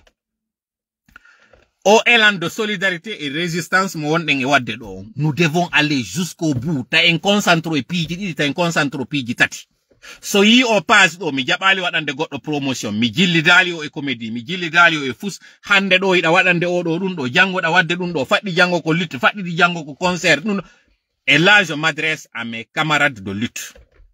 Di pass yi do si nous sommes en train de faire la lutte, faisons la lutte, ta jillido dun do e fus. Wombe waɗude ɓen spectacle, wombe waɗude ɓen art, yoɓe waɗu art, c'est leur droit, woto en jillidu feskonɗe wadde ko. Parce que CNRD ko ɗo woni arde huula anda ko ɓe waɗi kon feƴƴi. Si ɓe yi tun que nous sommes en train de faire payagu ɓe andi ko ɓe waɗɗon kon feƴƴi, on passe à autre chose. Mais si en jogi ke ngati njandi, en fop en woni ferme sur la même chose, en dirlali e muɗum, en jogi ke ɗon advient que pourra ka yaltoyo, wallahi on yiyay changement o. Kono hande do nous disons, nous ne reconnaissons pas tel, Django Arto en do e wigol, je m'adresse à tel, nous voulons faire ça, nous voulons faire ça. Vous êtes en train de vous faire harakiri tout seul. Koto ala walita dem. Jogo den do, wotain wadu piji didi taw. Notre mission fewndo do, ko libugol, kanyum, i autorité tawdi do, ce ne sont pas des autorités religieuses, c'est des autorités politiques déguisées. Alaji Badru, Alaji Alseni, vision meɗen numéro 1. Alaji Serif holli en leadership. Mi wowla encore une fois mi yiltitoɗo. Ɓeɗo koye maɓɓe wullitano si Alaji Serif wawatano gérude on tuma conflit. Hiɓe wawno profitude on tuma si tawno ɓe monanino Alaji Badru. Si ɓe falano yo Fuuta Sonko, ɓe wawno utilisude on tuma sanctionne Alaji Badru. Ko on ɓe waɗi, ɓe inni moodi ɓe mawɓe hino nawni. Hiɗen nodditi Fuuta fo wota e waɗɗo gere ɗabbe fanke ɗum ɗo fu ko hande won ɗon nande ɗum ɗo ko waɗuno gibille donkin 2023 soit 2 ans gibi ɗum waɗi ko hande ɗo won ɗon humpitade ɗum waɗino pita Voilà en leadership, voilà neɗɗo moɓo, voilà neɗɗo tawɗo hara ko wawɗo ɗabbude. Ɓeɗo ɓe waɗi nde ɗo awasinnama ko faljere ɓe waɗi nde kono ɓeɗo ɓe sanctionnama sans attendre. Hay Iblisa heɓuno droit à un procès. Iblisa ɓay o bonni Allah. Allah landinomo. Ko honnun salaniɗa sujjande konko tawata mi tagiri juuɗe maɗa nde, juuɗe anni. Ma manaka an tasjuda lima khalaqtu biyadayya. Ko honnun haɗuma sujjangol konko tawata ko sokeji an ɗan mi tagiri. Allah landike oɗo Iblisa halkali mo yeso ɓen ɗon fo. Ko antawo wonko a bonnowo, komi bonnowo, en fof ko en bonnoɓe. Joɗotoɗa waɗon a katimini paske ɗon monani neɗɗon soppiron oɗo wasi haray nandi ko delbol wonɗon e taƴude. Hiɗon munje, hiɗon fori net. Puisque on holli que vous avez la main lourde, et règle yo problème ɗo. Windane lanka commentaire ji on fop départ pur et simple ala Jibadru ala Jalseni. Mi ala état d'âme, mi yeti ko mi hajaka fes e ndu muradu ɗo, hay si ko a siɗɗo an, si a tawama e wallitirgol e o jento ɗo, wallahi. Nenam mi ala o maɓɓe ɓuroɓe la welde. Mi ala goɗɗo mi ɓurata ɗoftade ɓuri nene an. Si mi privi ɓeɗo nanugol hito an gon, humpodira e am, paske mi wi ngo cippira ɗo ngo yaha ngo lanna, ko wallahi na goɗɗo go mi accantay ɗum ɗo. Si ɓeɗo ɓe jogaki numéro am, ɓe watala noddude ne ɓe faala min humpodira. Mi waɗi ɓeɗo ɗum ɗo, sasan très bien ko mone wadde ɗo ko moƴƴa, paske ko mawɓe ni, ko nawyuɓe. Mi jaɓali humpodirde ɗofto ay goto ka nder ɓe ngure, na an arata ɗo yana e hoore an ha mi accita ɗum ɗo je l'ai dit à plusieurs reprises. Sa nani ɗum ɗo awa, sa nana ɗum ɗo mi repetanama ɗum ɗo kañum kadi. Kami wakkili waɗugol hoore an e ngo kaso ɗo leyɗe porto, tawa si mi yaltay ko mi maskorowa bandiro. Mi annidirta e kawtal an, mi jokka haaju an, goɗɗum no wayla wadde ɗo ɓeɗo fo ara humpina. Kami wakkili ɗum ɗo c'est pour une cause bien définie. Koko mi wiwno gonka fuɗɗode live an on. Si mi fokkitani goɗɗum mi jogike ɗon, ko ɗon mi jogoto haa ka mi yaltoy, wo ko Allah andi on to mi yaltoy tan. Mi fala non on fof kadi kay yon jogo ngu jikkuɗo. Waɗen o sadaka ɗo wakkiloɗen privé hoore meɗen ɗo. Nyande me wutti sifleru nun fi senerde on, ko ɓeɗo taw wonɗen gaynidude, sen gayni ɓeɗo étape numéro 2 on mi addan. Plan on o fof ko établi haa lanna. Allah ko non daari ka alquranare makko. Mi lannitora ɗum ɗo yewtere nden. Mi jangana moƴƴanano fiyon waw andude kala wonɗo e wadde ko boni kon konno Allah nangirtamo. Konno ngoyni, ba'da uzbillahi minash shaitani rajim, qad makara alladhina min qablihim fa atallahu bunyanahum min alqawa'id fa kharra alayhim as-saqfu min fawqihim wa atahum al'adhabu min haythu la yash'uruna. Ɗum ɗo ko suratul misike ko Ali Imran, ko entre Ali Imran u Nahli terlen ɗo mi yeggiti.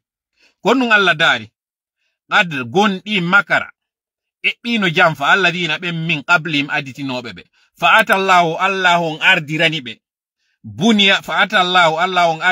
bunyanahum mahodi maɓɓe ɗin, cuuɗi maɓɓe ɗin, minal qawaidi o ardirani ka tugale, fa kharra o fukkini alayhim e hoore maɓɓe asaqfu ñiwre nden min fawqihim immorde hoore maɓɓe ma sengo dow maɓɓe fa atahum ardirani ɓe al azabu lette ɗen min haythu nokku la yashuruna mo ɓe tijjanoki few. Ko ɗum mi falam yetade ɗo.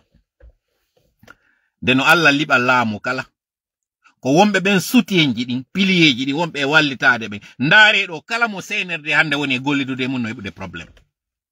Kala wonɓe wallitade senerde, tambitiɓe ɓen senerde fino yehira nun, ko ɓeɗo Allah ardirani ka ɗumaji maɓɓe, ka base ji maɓɓe, c'est dire ka ɓe sikkiri toon ɓe heɓiray doole. Voilà, yimɓe inni ɗo ko Nahli, suratul Nahli. Voilà, merci beaucoup. Suratul Hashri de, suratul Nahli, woɓɓe inni ɗo ko Nahli. En tout cas, miɗo andi ko anta surati Ali Imran ou suratul Nahli, ko terlen no. Si Allah no ardande liɓa goɗɗo, liɓa bomɓe, ɓen tawɓe ɓen no wadde plan, ko andini ɗo wondema woɓɓe go kañum kadi aɗa waɗino sifa ɗi plan ji hankin ɗo, woɓɓe waɗino sifa ɗi jamfaji hankin ɗo, ɓe sikki ɓe prospéra ɓe gagnonto e majji. Kono Allah ardirani ɓe. Allah ardiranalɓe kamɓe directement. Ko kala ɓe wallitiɓe ɓe, ɓe njulaɓe ɓe wonɗo yiide ɗo fop no wallitade senerde, billahi on heɓay probléme. be fonctionnaire be fop wonbe wallitade CNRD do billayon hebay problem ko hay etaji din o yi Sonko immi don ari do batondiri e mabbe yer ko wado batondiri e mabbe do yi problem mo hebi ede don sikka dum do fo ko mere ni ene onon don sikka ko e sama kala wona do ko hay Macron wondo be wallita don e France hande do ade difficulté ko billahi mido felliti goddum kala walliti do CNRD batondiri e mabbe ko foti fando de o billahi hebay problem o dole ko problem aduna wonta wonda hebude habbi do ma on lahara no buri maunude so yeyi prosen o aya do ko aya noga e jego so yi aya noga e jeddion Allah eno explique don kanyum kadi ko onno tawiri ben tawbe ben sibe subike aduna mo waybe jonnude gebal mabbe ngal ka aduna do sibe subike lahara kanyum kadi Allah jonnaybe gebal la mi o andini non hebudo gebal lahara ngal hebay kanyum kadi mojjere den ka aduna do taw se hoto ya lahara anga faala ko buri do ene da yidi buri dum do dabbugol heba ngurdang aduna heba kadi ngurdal lahara ene onon don sikka ko won don arde batobe do wallindira e mabbe fi dan ngurdal rabbidudang tawdan dan ko dam nafata fus onon do sikka ko dum do suboto don e hore gonga on e ko buri non sattude dum do ko andube diina woni e wadude dum do he inna daral akhirati hiya al hayawan ko no modi kono ko maonno ko kono modi ko yegiti ay wangal kono wudi ngurdal lahara dan ko kanja woni ngurdal adna dan do ko sama kala wona mi tori kala woni ballo meden hawrendina e sawaba no mi wi on non mission meden on alaji badu en jonni be do 2 jours fiyo be rétablisu alaji Abdul Hamid mi andina on non ben mi yewtidale mabbe haynde wotere koko crise o waddo fo mi do jokki hajo mi yafino e kala ben essaye be humpitagol am mi humpitaki me humpondirali. J'ai fait exprès de ne parler à personne parce que j'en ai marre de parler. Comme yi kondo o wadi Aliou Ba yon immo yon wadon juldere Aliou Ba no e kaso. Comme si Aliou Ba sokaka vous avez continué votre vie comme si de rien n'était. Ça m'a amené beaucoup à réfléchir. Minisi ko mi wonno place Aliou Ba do. Minati kaso. Kono nene Aliou Ba woni wullirde ni ko ni nene a wullirta. Kono bengu Aliou Ba woni e sunorade ni e bibbe makko lando fi baba mun kono min kadi bibbe an e be nguri an kanyum kadi sunorta. No Habib Marwan bengu mun woni e wullirde do. Pannanke Mamadino yaade kankan yetta mbudi modon fijiradi. Adda yimbe sinani e binane jiwa e di mbudi modon do ko non hande kanyum kadi.